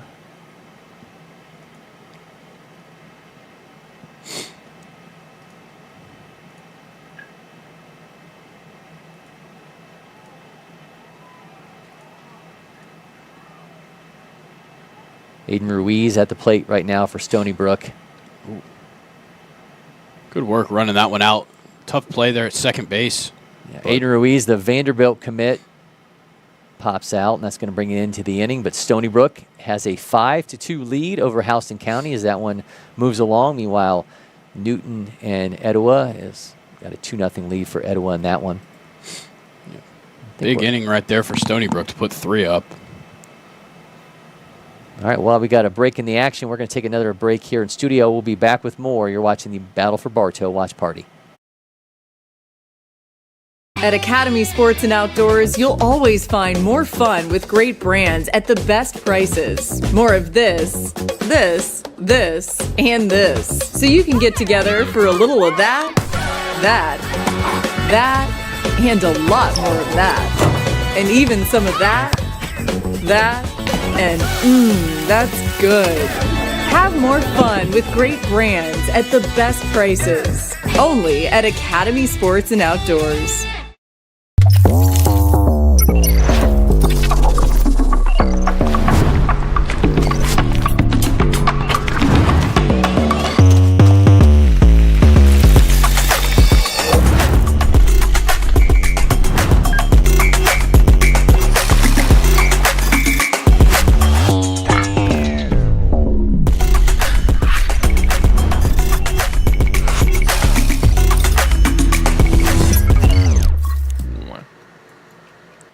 joining you on our Battle for Bartow watch party. We are just in time. We've already got a runner at second base for Etowah, so we did miss something substantial while we were gone, trying to take a quick break.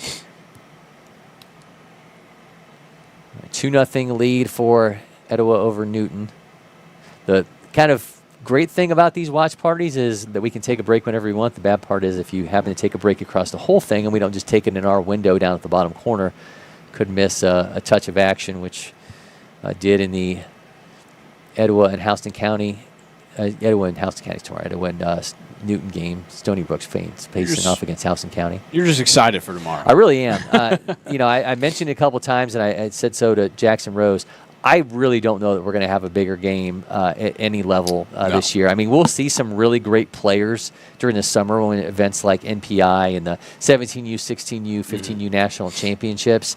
But I think when you think about the stakes and just everything involved, it just to me doesn't feel like it's going to get any bigger than what we're going to have tomorrow between Etowah and Houston County at 1:30. Yeah, and I mean both of these teams, we've mentioned a couple times, the Georgia guys are getting ready for the state playoffs. Yep. And Etowah's only got, I believe, 6 games after they're done tomorrow left in this regular season, and 3 of them are against Cherokee, 2 of them against Blessed Trinity, which is another 2 huge matchups. Yep. And then they finished out the season with Hillgrove. They've got some work to do, and that starts with Houston. Or it starts right now, honestly, but and then it's with Houston County tomorrow. Blessed Trinity also ranked within Prep Baseball's 50, but number 2 in the state. Yeah, but they're not. That game's not happening here. So from our end, for our end, Etowah Houston County is monumental. All right, as we watch Trevor Condon step in. A little bit. We can kind of see him back there. The sun is a little bit. Yeah, the sun is causing a bit of an issue. We have zero control over that. That one's in the 6th inning. Etowah up 2-0. You can see that fly out to right field there from Houston County, bright and clear. Yeah, we're hoping the sun would stop to be an issue. It's an issue early on the southern fields. It's an issue here late in the day on the northern fields here on campus. Condon having to duck his way out of the path of that ball. That one in the 6th inning, absolutely flying by comparatively with what they had with Stony Brook earlier. Oh, that one's going 93.9 laser off the bat, and that's going to drop down. Oh, man. Wow. That was good work to track way that to one down. converge in right center and catch that ball. A very loud out for Houston County, and Kendall Jackson now stepping in. If you're Houston, obviously you don't start panicking right now. You still got plenty of baseball to play, but kind of wish you had some of these moments back. These hard hit balls to the outfield that just haven't quite gone your way. They're dealing with Winthrop signee Leo Vitrelli right now for Stony Brook. 10th ranked right-handed pitcher in New York, 27th overall. We've got him with a fastball up around 89. Breaking ball there. And we mentioned a talented crew without question for Stony Brook, as they can bring in a Winthrop signee late in the game. Led off with Chris Nell, the Lehigh signee. Big swing and a miss. Dion Cole there. Breaking ball high in the zone. Yeah, Jackson drives that. And that one did drop. That one did drop. Yeah, good stuff there, just poking that out into the outfield in no man's land. Dion skied that one. Vic Gann went yard in his last AB. Let's see what he can do here with the runner at first base for Houston County.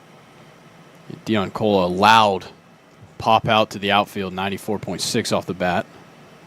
Throw down to second. It's going to be late.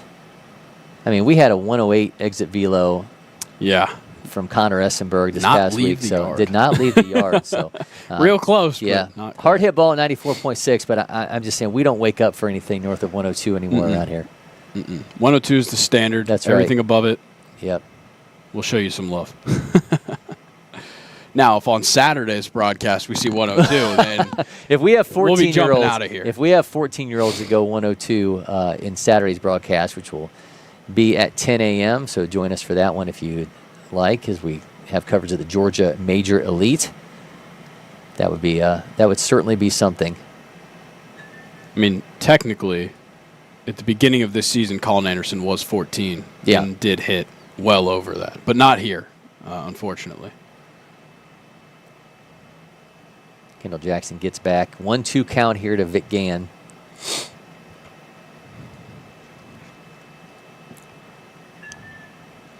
Isaiah Gallison in the on-deck circle for Houston County if it goes that far. And for a strike.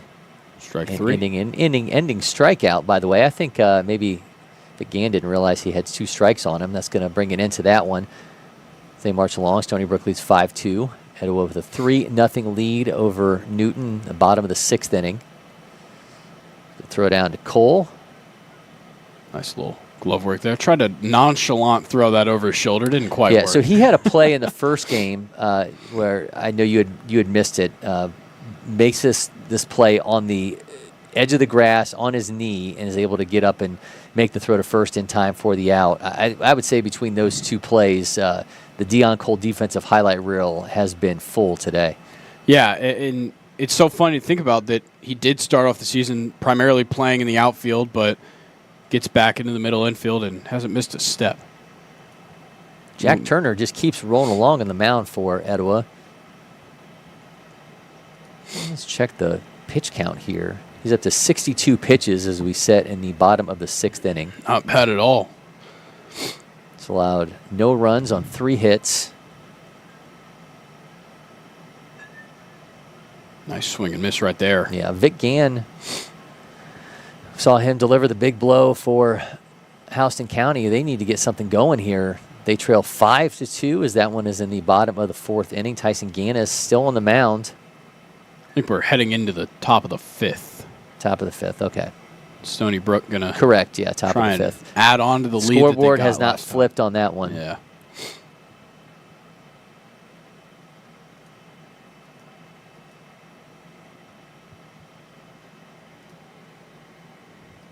All right, Newton sends Devontae Hardman to the plate.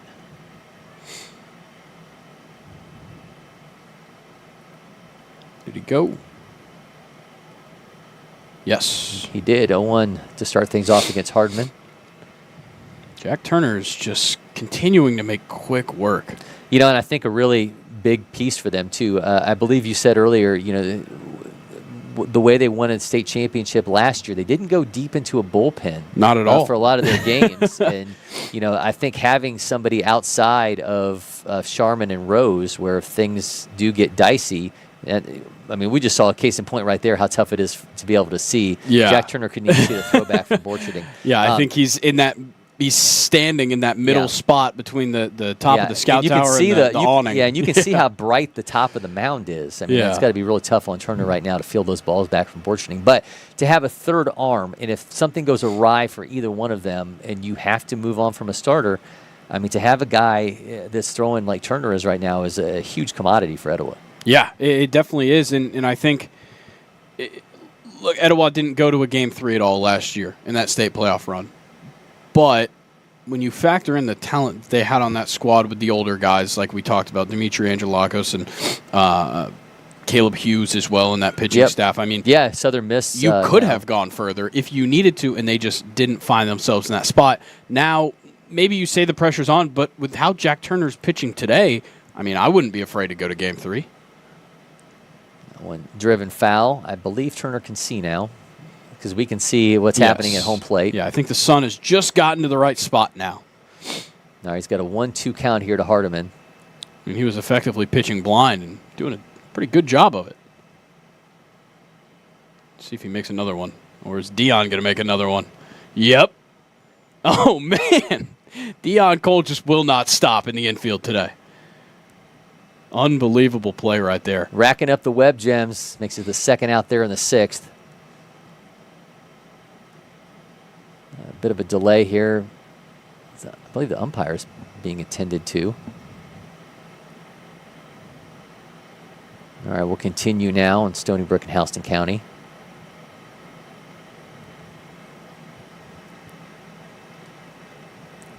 Larry Hodling the third. Drills that one 95.1 off his bat. That will, in fact, drop down for a base hit. It will not. Nope. Got caught. It's tough hard to see him out there. It really there. is, It's a man. small screen, guys, It please. is, and it's a very tiny ball. Yes, give us a little bit of I grace. really wanted to like find some way to take Hodling and Hotline Bling and tie it together, and I don't get to do it now. It's a good connection. Larry Hodling is the third. He's making his way back to the dugout. Yeah, you only have so many opportunities to do some of this stuff, but you just have to chamber that one for later. Anthony Desari back on the plate for Stony Brook, and my heart's been broken. 83 point out off the bat, and that one is caught, and that will bring it into the inning. Another strong one for Jack Turner. Newton leads, trails Etowah 3-0 as that one's marching along. Stony Brook up 5-2 over Houston County. Big swing and a miss right there. Gannis still on the mound. Yeah, let's check the pitch count on Gannis. He's only thrown 50 pitches. It feels like he's thrown a lot more than that. He came in the third? Yeah, for Will Allen. I Now think 1-2. The biggest thing was just that Stony Brook inning just kind of moved quickly despite the walks. Yeah. On to the top of the seventh between Etowah and Newton. Etowah looking for a little bit more insurance. Interesting to see if they bring Jack Turner out for the bottom of the seventh inning. I think you'd like to see him come back out. He's get him a complete out. game shutout. Yeah, 4 strikeouts so far, a couple walks. 7 walks issued by Newton's pitching staff. Big 2, as I strikeout right mentioned there by Gannis. Get the second out of the inning. Yeah, he gets Desari. That'll bring up Martinez. So Julian Martinez plays for SBA Bolts during the summer.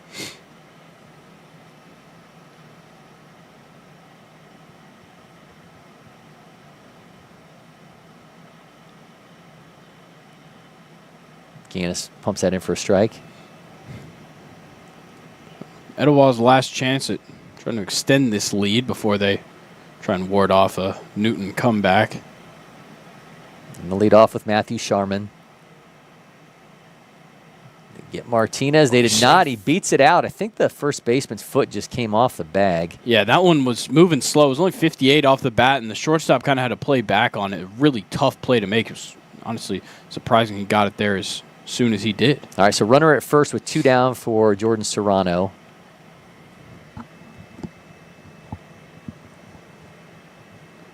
The sun's back to causing havoc in Etowah and Newton. I think we got a little bit of cloud cover was the case. I don't think the sun necessarily went down enough. Some more coaching steps logged over in Houston County dugout. Let's see what Sharman's got to offer. Maybe that cloud just came back a little bit. It looks like our shadows faded a little bit. I was wrong. It's right back.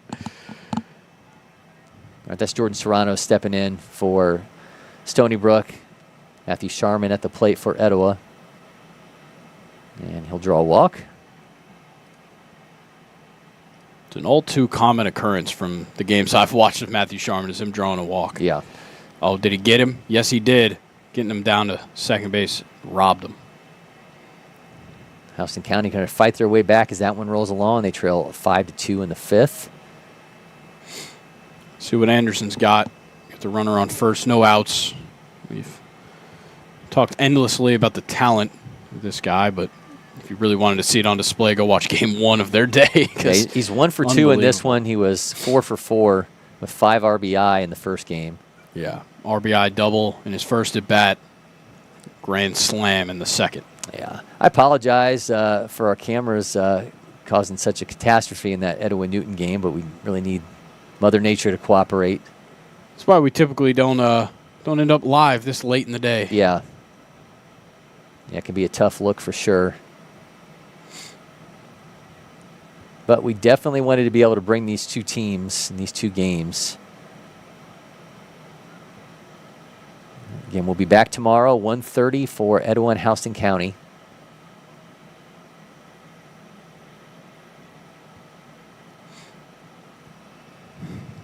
(3-0 to Anderson.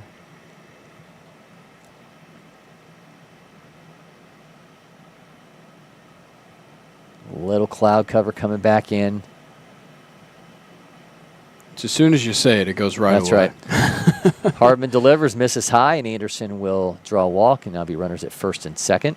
Yeah. The really tough thing is, especially for the pitcher right now, with that sun just peeking through. Yep. Is real hard to see your spot. All right, Caden Borcherding's stepping up now with nobody out and 2 on. Yeah, he hit himself a RBI double in that last game. Vitarelli out for another inning of work for Stony Brook, which leads 5-2 over Houston County. Houston County see if they can get some magic, but this would be a nice split for Stony Brook to come down, facing back-to-back nationally ranked teams in one day here as they come down from New York to play in Georgia. Yeah, I think the biggest thing for them is they were able to take a little bit of that momentum from the end of that game versus Etowah, where they still were able to put up 8 runs. Hard hit ball, shortstop has it, throws in time for the out. Difficult play at 97.2 off the bat. Tough luck right there for Newton. Just kind of fell off the bat of Caden Borcherding, and nobody had a chance of making that one. So base is now loaded, no outs. Logan Elbley at the plate for Houston County with 1 down. Watches strike 1 from Vitarelli.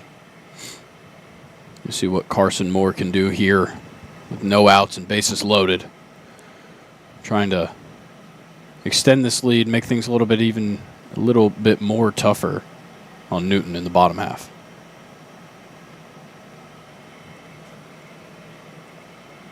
One oh's the count there. 0-2 over in Houston County and Stony Brook. Make it 1-2.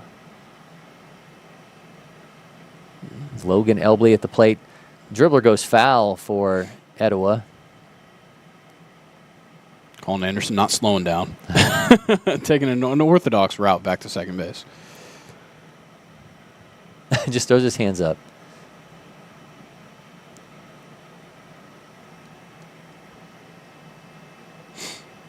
Gets caught looking. Great pitch on the outside half. Vitarelli's been pretty impressive coming in relief. The Winthrop signee. Hardiman just struggling to find the zone here since he's come back out for the 7th.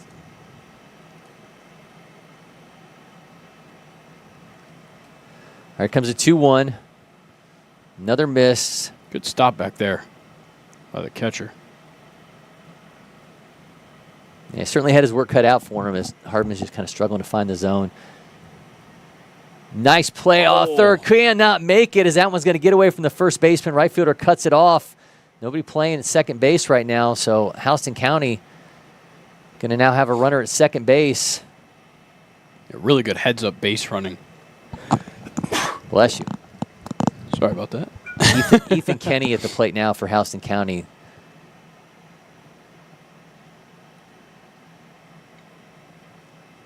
Count is full, and Etowah's going to get a run off a walk. They'll remain loaded. No, catches the outside half again. Vitarelli's just been slamming the outside against the righties. Looks like this might be it for Hardman on the mound at Newton. Oh, throw down to third. Oh, he's safe. Oh, that was real close. I think he did get under the tag, though.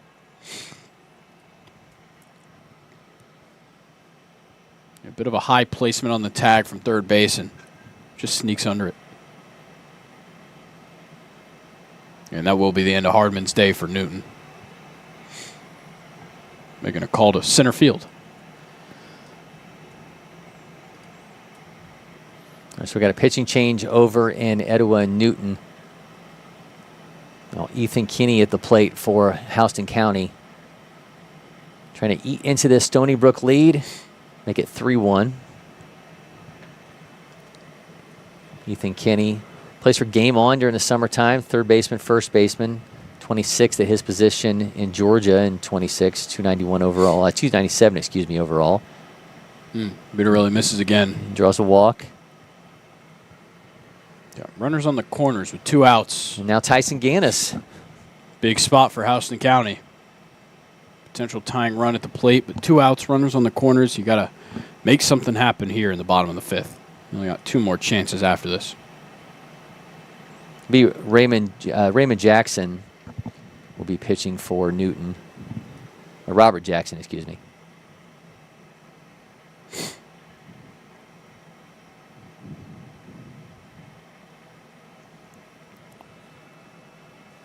Very interesting motion here from Jackson. Just from what we're seeing in the warm-ups. Yeah, a lot of bends over. Yeah, a lot of backwards motion. Gannis swings through that count now 1-2. See if Vitarelli can get out of this pinch he's found himself in. Yeah, you've seen Gannis on the mound. At the plate, he's got exit velos around 91.5, a bat speed of 73. Watches that in for a strike. That one was strike 2.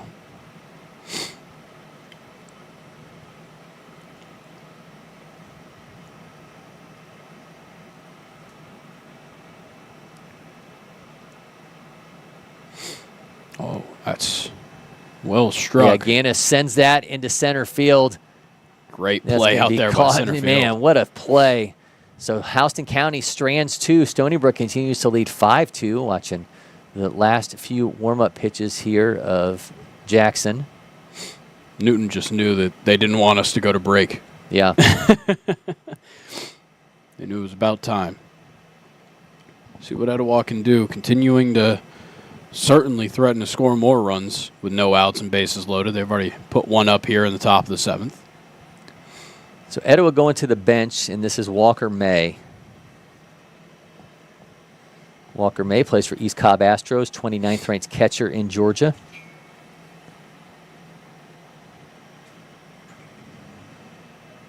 Exit velos around 94 for this 5'10", 172-pound righty. We're starting to get somewhere with the sun. Yeah, I think we're heading I feel like it's getting worse. Maybe, but I can tell from the shadows. That But before we're moving. before we could still see this, we could still see second base. Now it's completely engulfed the entire shot. Maybe that's why they're delaying. Maybe that's why Mr. Jackson is slow playing it, so he's allowing the cameras. Maybe someone behind home plate is telling him. Yeah, like no, you're ruining their broadcast. That's right. Wait, I think that was a strike. Okay. Yep. 0-1 is the readout on the scoreboard, so I will agree with you. 82-1 out of the hands of Jackson. You see Gannis continue for Man, Houston. he's still out there.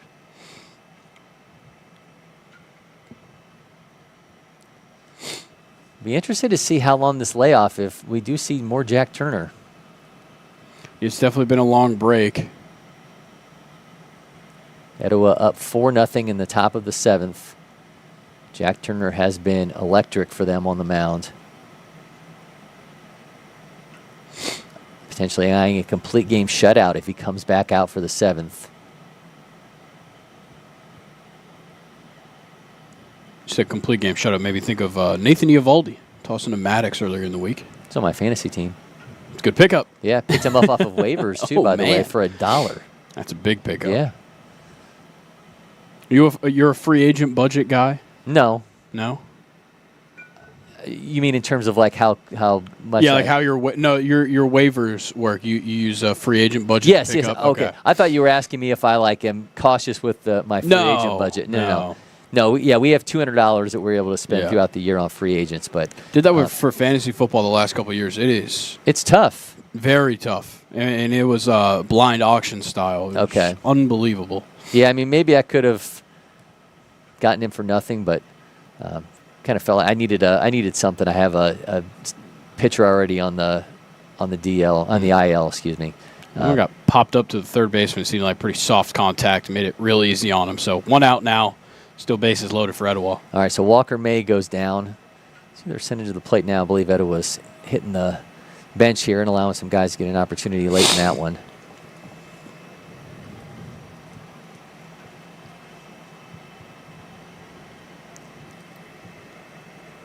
It says it's Riley Sears. I won't be able to corroborate until we see the overhead view. looked like maybe 24. All right, well, now we actually will get a good view as the clouds are now playing in our favor. Jordan Serrano with a long AB here to start off the 6th against Gannis. He ropes that one 64.9 into the third baseman's glove, and that'll be out number 1. Riley swinging a miss. Meanwhile, over in Etowah and Newton. Yeah, Tyson Gannis certainly just looking for results right now. Try and get out as fast as possible and get your squad back up. What a deliberate delivery there from Jackson.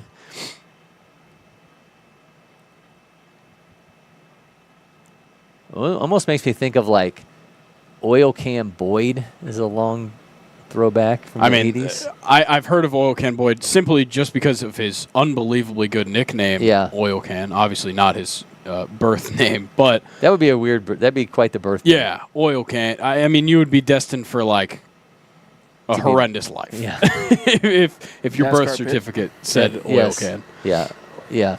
You work at NASCAR. That's true. Yeah. You'd be like a crew chief. Yeah. There you go. Or a mechanic. There you go. But that's the ceiling. That's right. But if you get the nickname Oil Can, you probably deserved a nickname. Yeah, I've never seen Oil Can Boyd actually throw, so you might know better than me. That one's put in play, driven into the outfield, and that'll be caught for the second out.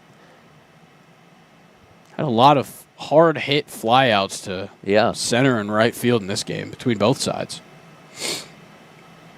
That one got fouled back. Going to stay 3-2 with 1 out for Etowah. Long AB here for Sears. Wish we could see it, but unfortunately we cannot due to the sun. It's a bit out of our control. That one misses. Saw that. Yeah, that one misses high, and Sears going to make his way down to first.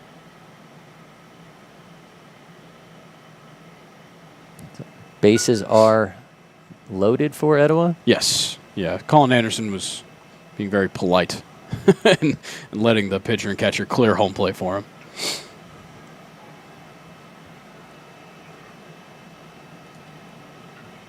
It's Nate Curcio now at the plate for Etowah.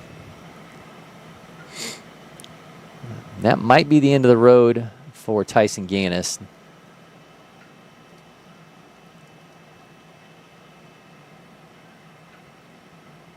That is it for Tyson Gannis on the mound. He went 3 2/3, allowed 7 hits, 5 earned runs, 2 walks, and a strikeout.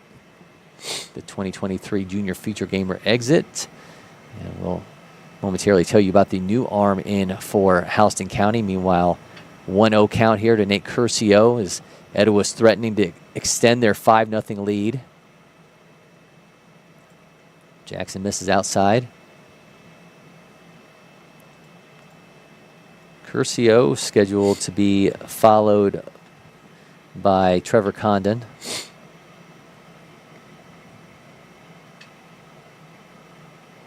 Another miss, 3-0. Pace of Etowah and Newton was flying by, but it has certainly come to a bit of a standstill here in the 7th. Got number 9 taking the mound for Houston County. This will be Weston Ard.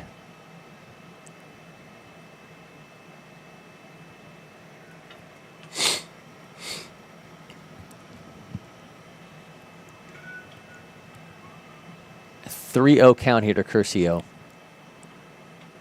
Bases are loaded. Etowah up 5-0 in the top of the 7th.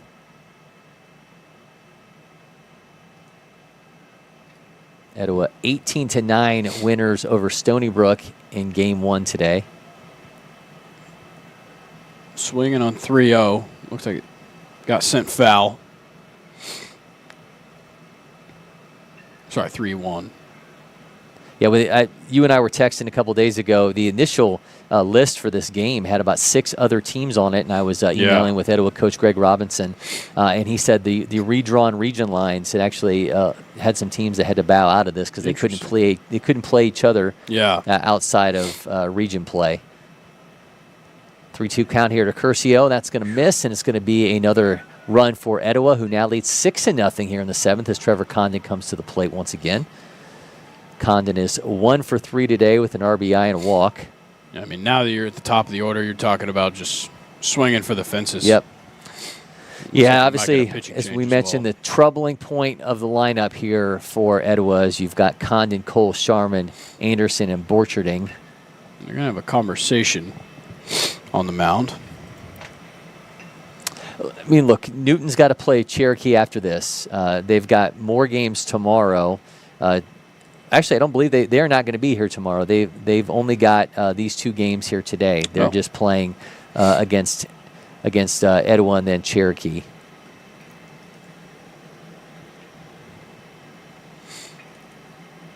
Yeah, tomorrow's games are Etowah and Houston County at 1:30, and then East Coweta is going to show up, and they're going to play Houston County at 4, and then they've got Stony Brook at 6:30. Gotcha. So all standalone games. Yep. We'll obviously be covering that 1:30 Etowah Houston County game that we've talked about a couple times. If you're just now joining us. Yeah, as always, you'll be able to find that stream for free on Facebook, X, and YouTube. All right, here is Trevor Condon, the Tennessee commit.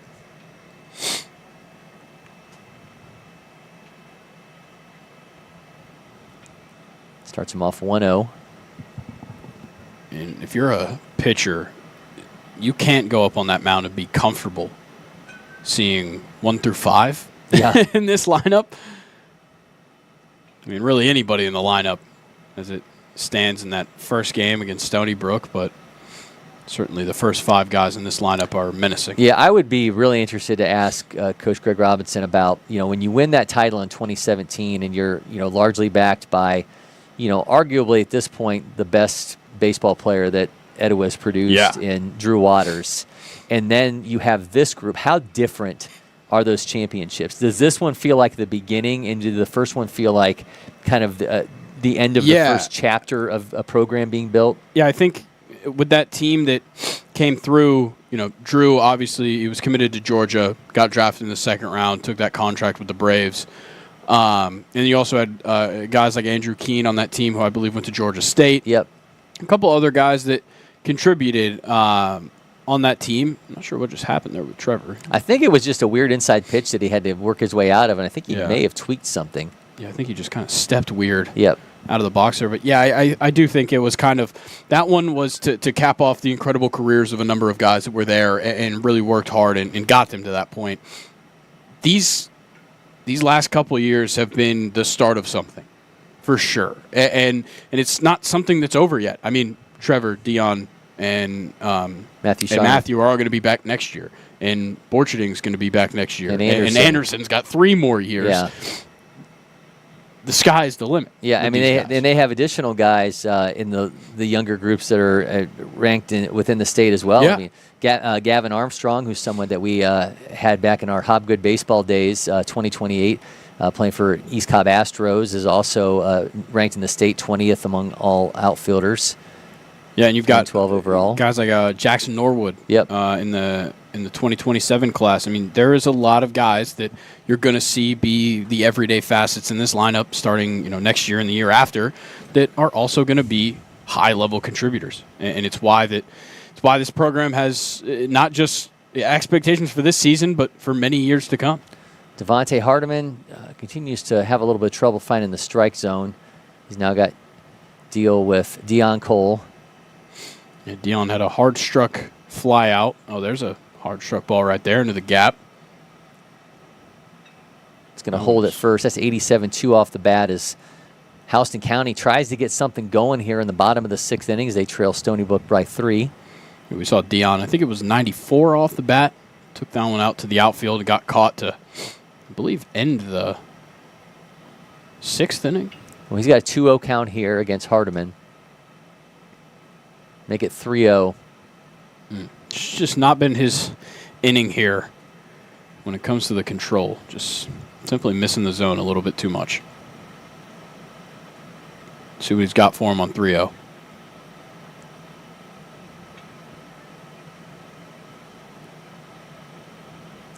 Another walk. Now in steps Matthew Sharman with the bases loaded. And that's Jackson. What's pitching there? He's only recorded the 1 out in this inning. has issued 4 walks. Oh, excuse me, Robert Jackson. Devontae Hardman was the pitcher before this for Newton. He went 2 innings, allowed 2 hits, 6 runs, all earned 7 walks. So far, Jackson, a third of an inning, 1 run, which was earned, and 4 walks.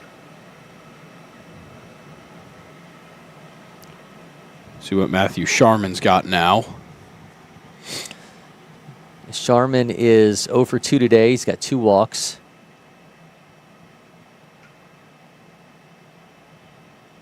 And just misses outside.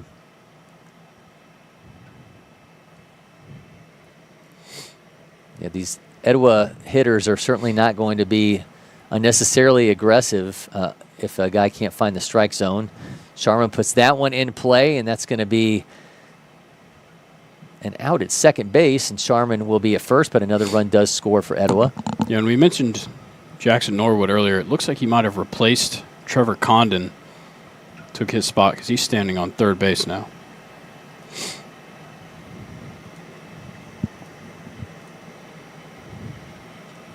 All right, Colin Anderson's turn with 2 down in the inning. 9-0 lead for Etowah. Yeah, certainly running away with it. Really here. interested to see what's going to happen with Jack Turner if he's coming back out, because this has been an excruciatingly long layoff as that one bounces away from the catcher. Runner will advance to second. Just catches that one. This has been a popular place to hit it on the field, but yeah, it's going to fly out, keep that runner at first base. So 1 out now for Houston County. Bottom of the 6th, down 3.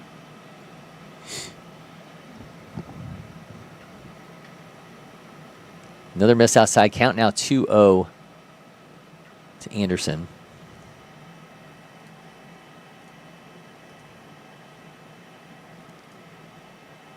Kendall Jackson's at the plate for Houston County. Looks like he fouled that one off.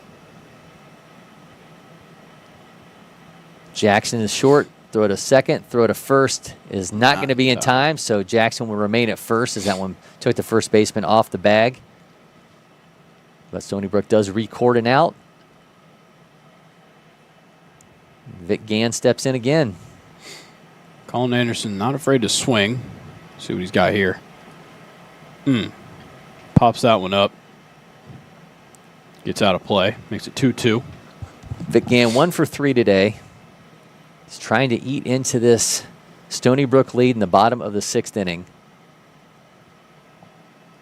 Houston County 18-4 on the season.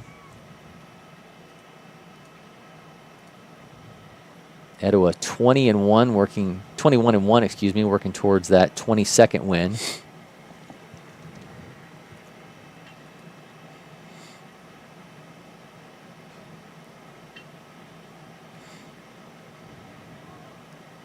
Anderson did something that scored a run, I believe. I think it was the final out of the inning. I'm not sure what just happened there. Our camera did not adjust to that, but it's going to bring it into the inning. So Etowah is going to come out the bottom of the 7th inning trying to close out a 9-0 win over Newton. So we'll see who they send back out. Is it going to be Jack Turner? Is he going to get a chance at the complete game shutout? We will find out momentarily in that one. Meanwhile, Stony Brook and Houston County. Stony Brook leads 5-2 in the bottom of the 6th. Yeah, Vitarelli still slinging it up there on the mound.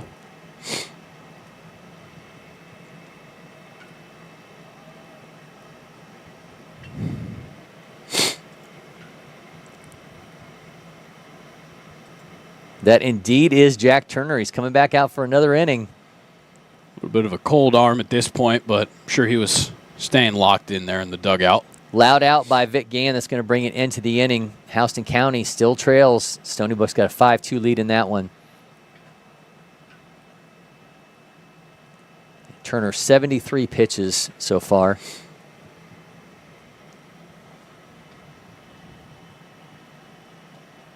I think the biggest thing is he's still feeling as good as he was. He's got Yearwood, Campbell, and Ross. Bottom 3 in the lineup to deal with here. Yeah, Jace Yearwood is the leadoff hitter. Yearwood was 0 for 2, Campbell 0 for 1, Ross, the third hitter, in this inning is 1 for 2. To this point, it's only allowed 5 batters to reach base. Another inning for Weston Ard over in Houston County, Stony Brook.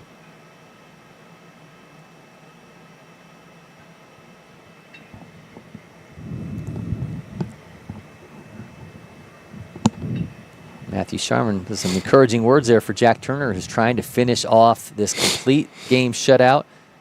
6 innings so far. He's allowed 3 hits, 2 walks, 4 strikeouts. Swing and a miss to start off against Yearwood. Yearwood already struck out twice in this outing, so Turner trying to resulting in half of Turner's strikeouts. Not going to strike skies out that there. one into right field, and that'll be caught for out number 1. There's a quick out number 1. Yep.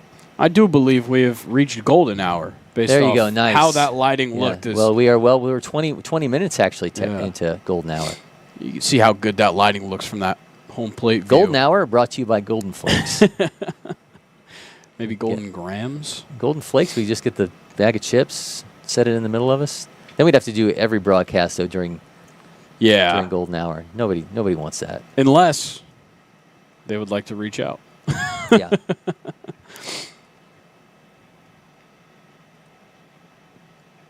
This is Michael Kurt Campbell at the plate for Newton.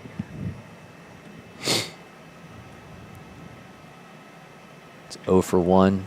What about Golden Oreos? Yeah, I did see there. I did see like there's like Post Malone Oreos that are like they have a golden and they have a guitar on them. Campbell ropes that. Second baseman has it, throws in time for out number 2. This infield has been unbelievable. Yeah, had played some fantastic defense behind Jack Turner. All comes down to Chris Ross. I believe that's Curcio there at second that made the play there. Final out for Jack Turner, looking to finish a complete game shutout. First pitch swing at 83-6. Velo Still is feeling holding it. for Yeah. Turner. He hasn't slowed down. You know, Rose talked about kind of the back and forth between him and Sharman, and it's a healthy relationship that they're not necessarily trying to outdo one another. I mean, but if you're Jack Turner, I mean, you're trying to show, hey, I'm a dude too. Yeah, I'm here too. I mean, it's tough when, there was the week, was it the Wheeler series? Oh, here we go. Deion Cole has it. Who else throws across in time? They get him. Man, what a gem of a performance there by Jack Turner. Complete game shutout, strikes out 4 batters, walks 2, and Etowah's got themselves a 9-0 win over Newton ahead of that huge matchup tomorrow against Houston County at 1:30. Yeah, I was going to mention that Wheeler series that they swept where Sharman threw the no-hitter. Back-to-back no-nos. Yeah, the no-hitter, I believe he had 11 or 12 strikeouts, and then Rose comes back, no-hitter, and broke the school record. Had no idea, too. If you can go back again and listen to our conversation from the beginning of this game, he had no idea what he was closing in on. It's amazing. Man, just ends up with a ridiculous performance. And at the end of it, he sings, and apparently he raps like pop. He says he like pop raps. Wow. So, but I was trying to get producer Mason to give him a beat, but he would not come through with it. Yeah, I was back there. I heard him say that his beatboxing days are behind him. Yeah. Mason, is this true? Yeah, so if I try to, I go. Yeah. Oh, maybe he could have done it. I think. Is that enough? I think that would have sufficed. Yeah. It might have been. Did you fulfill your promise of accidentally spitting all over the audio equipment? I did. Okay. It is. All right, so maybe we won't have you do that again. Some That's Lysol expensive wipes. stuff. I mean, you could probably get me one of those like COVID face masks. Okay. And it'd just be muffled. We can just boost my audio. I think that's in the budget. We'll make that happen. There you Tune go. in tomorrow. That's right. All right. We'll beatbox. We got a 9-0 win for Etowah over Newton. I think we're going to go single screen for you here as we're sitting in the 7th inning. Stony Brook up 5-2. And this always feels like we're sitting in front of an IMAX screen now. Yeah, I know. You got to let the eyes adjust. Yep. Excuse our pupils for a minute. It's a good single up the middle to get things rolling here for Stony Brook. Got one down in the top of the 7th. They're just looking to extend the lead Houston County has one more chance to hit, but trying to hold it off. Meanwhile, Larry's stepping in, waiting to get that huddle line to blink. There it is. There it is. We just had to wait a little bit. Had to wait for the lineup to come back around, and we could get the hotline blink joke. He shows bunt, pulls back. This is a smooth flip over to the bunt. 0-1 is the count. Weston Ard remains on the mound for Houston County, coming in relief for Tyson Gannis. Huddling sends that foul. I do like these uniforms, by the way, for Stony Brook. The cancer awareness, autism. They have the puzzle pieces. Puzzle pieces. I think there's the ribbon on the front of them as well.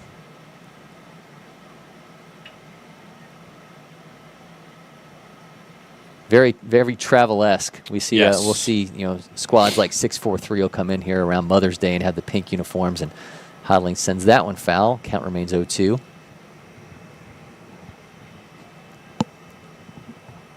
So if you're still watching and you're wondering, can I get down there and watch any more baseball? Newton is going to stay out here. They've got another game because they're facing Kennesaw State signee and Prep Baseball All-American Reed Worley in the next game. So if you still have a chance to get down here and want to see some live baseball, Reed Worley is an absolute treat. So you might want to get down here and see a guy who I expect is probably going to hear his name called very early in this July's MLB draft. Yeah, we'll just have to see, but time will tell with Worley. But, yeah, definitely take the opportunity. Come see some great baseball. I mean, you already missed out on a couple of other draft prospects this week with Essenberg and Bauer showing off on the mound, and for Essenberg at the plate as well. But the ball gets away from the first baseman on the back pick throw, so going to take off for second.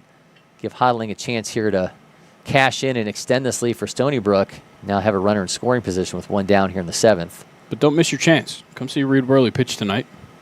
And we'll have another great matchup tomorrow, 1 p.m. or 1:30 p.m. Live on X, YouTube, Facebook. Houston County versus Etowah. I should have asked Houston County who they were throwing tomorrow, because I really would love to know who the opposing pitcher for Jackson Rose is going to be. Regardless of who it is, I think Jackson Rose can pull a big enough crowd. UNC signee. 1-2 count here to Hodling. Ard's going to step off. So maybe the sweat started to drip down. Had to catch it before it went in his eye.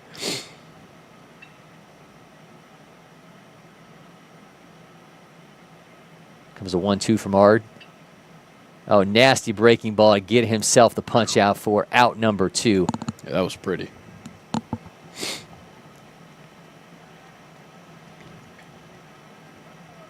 Anthony Desari now steps in. The guy who maybe will be the next big athlete out of Delaware. Maybe. Maybe the next Flacco.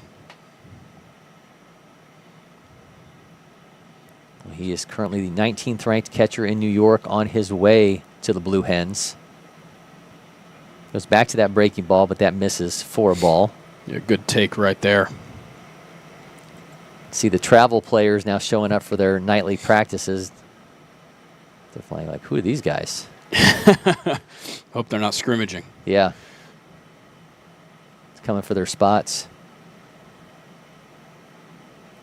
1-0. Really like that breaking ball from Ard. I think he's feeling it right now.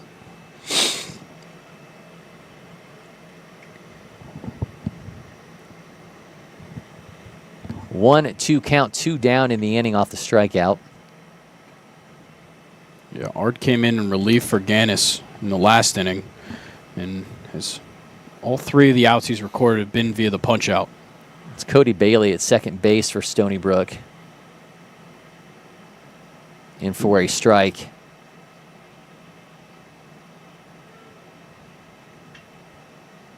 See if he can make it 4 outs, 4 punch outs.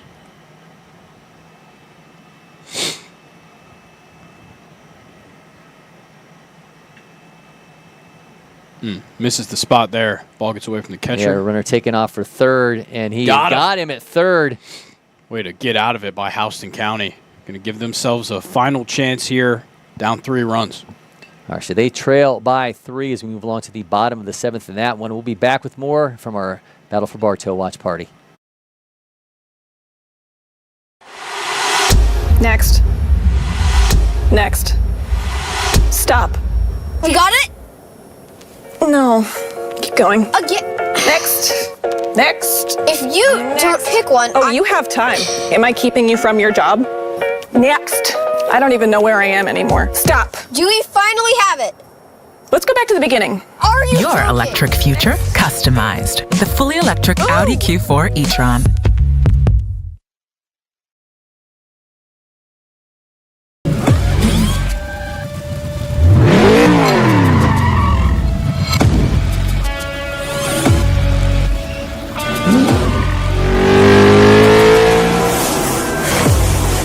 Making every second count.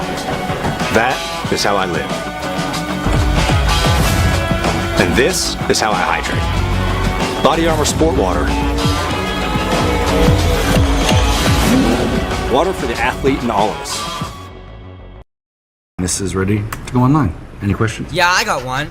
How about the best network imaginable? Let's invent that. That's what we do here. Quick survey. Who wants their internet to work pretty much everywhere? And it needs to run smooth, like super smooth. Hey, should you be drinking that? It's decaf. Because we're busy women. We don't have time for lag or buffering. Who doesn't want internet that helps AI do your homework even faster? Come again? Sorry, what was that? Introducing the next generation 10G network, only from Xfinity. The future starts now. Isaiah Gallison will lead things off for Houston County as they try to fight back here, trailing 5-2 against Stony Brook in the bottom of the 7th inning. We move along in our Battle for Bartow watch party. Cory McCartney, Grayson Rosen with you. Vitarelli out for another inning of work for Stony Brook.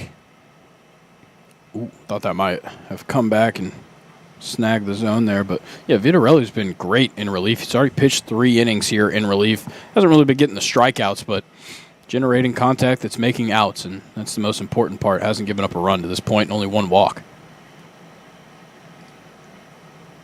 See what he's got. Oh, Gallison sends that up the middle, 96-8 off his bat, and he'll have a leadoff single for Houston County. There you go.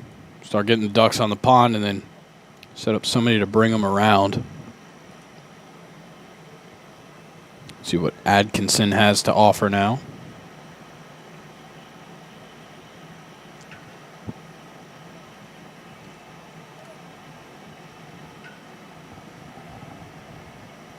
Misses outside with the first offering.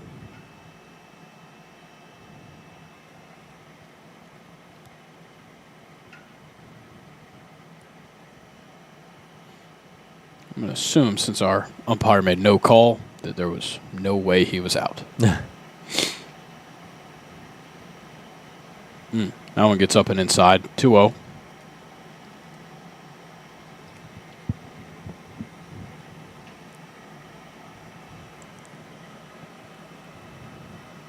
Vitarelli has, as you mentioned, looked really sharp, the Winthrop signee.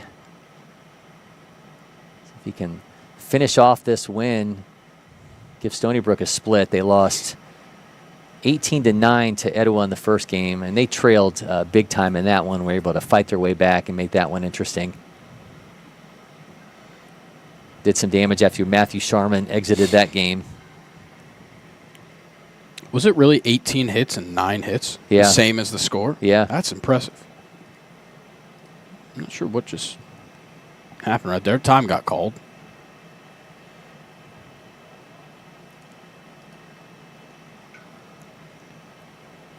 Vitarelli's back. I always love when the pitchers go and reach down like they were maybe on a dirt mound and they just pick up like a couple of turf pellets and toss them.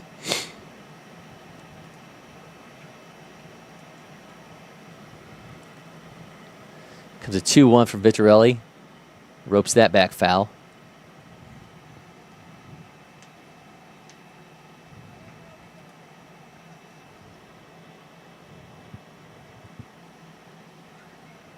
All right, 2-2 to Caleb Atkinson.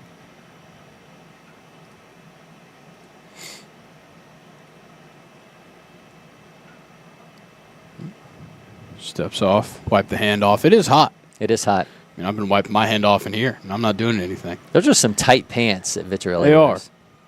Did you see Dennis Santana's mid-thigh pants? No. The Pirates game yesterday. They were debating whether they were actually pants or shorts. I mean, if they're above your knee, they're shorts. Yeah. You can't call those pants.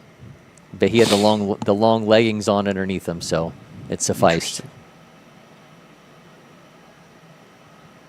Not like the 1970s Chicago White Sox where they're, literally wearing shorts.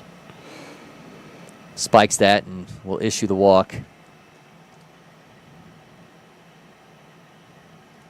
Wasn't that the throwback jersey when Chris Sale chopped it up in the locker room? Yeah. I think, yeah.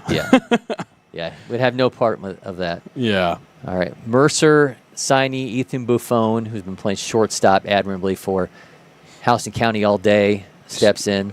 Ian Smith has assumed his position for his right-handed hitters.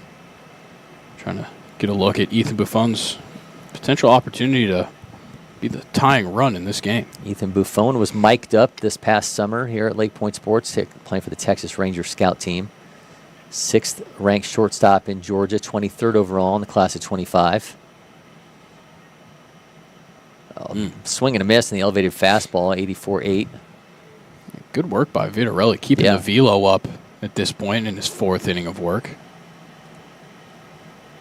Yeah, he tops out at around 89-1. He's got any of that left in him, I'm not sure. Buffon can catch up to it if he goes high again like that. A beautiful for a strike, pitch. 1-2. Beautiful pitch right there. All right, he's changed eye levels on him, changed speeds. So are you going for the strike, or are you trying to induce contact, trying to get that double play? I mean, he's been largely a guy that's been inducing contact. He's only got 2 strikeouts to go with his 2 walks.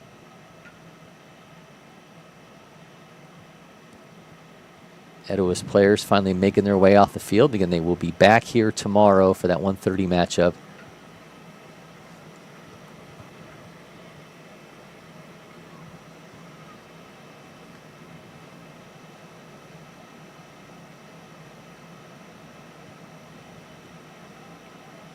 All right, after the layoff, here is the 1-2.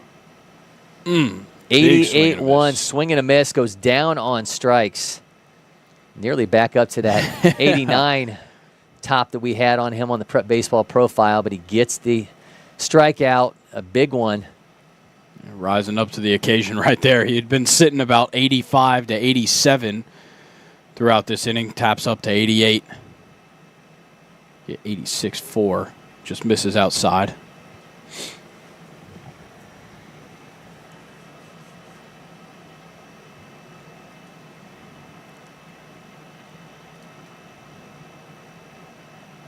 Got Ethan Kenny at the plate now.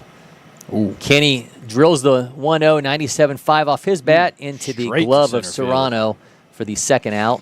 Serrano made that look real casual. He sure did. 97.5 flying off the bat up to center field, but that's nothing to him. Would have loved to have seen it be deep enough that potential tag up at second base to see that 95 exit velo. 95 outfield velo. Yeah, he sure did. All right, so Houston County comes down to this.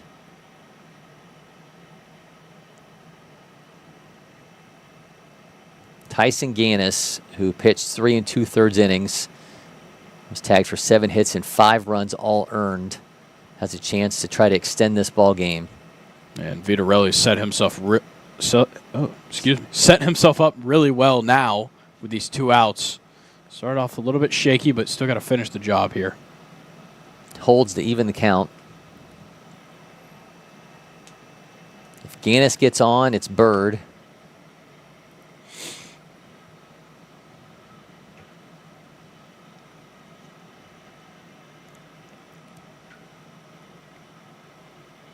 Oh, they got him in a rundown. The throw over to third ends it. Stony Brook. Some fine defensive work. That was fantastic. Mow him down at third base and finish off a 5-2 win over Houston County. Team comes down from New York, gets themselves a split against 2 nationally ranked teams from here in Georgia. We're going to finish things off here in studio as we bring you an end to this big day in the battle for Bartow. Had Etowah getting a win over Newton, and then Stony Brook winners over Houston County. And again, we're going to be back tomorrow, so you are not going to want to miss this one. We'll have one of the most highly anticipated games of the high school season as Etowah faces Houston County Friday at 1:30. Of course, you'll be able to find that for free on Facebook, X, and YouTube as you do all of these broadcasts. So until next time, for Etowah's Jackson Rose, who stopped by, Grayson, Rosen, and producer Mason Monroe, I'm Cory McCartney, and for now, we're signing off from LakePoint Sports.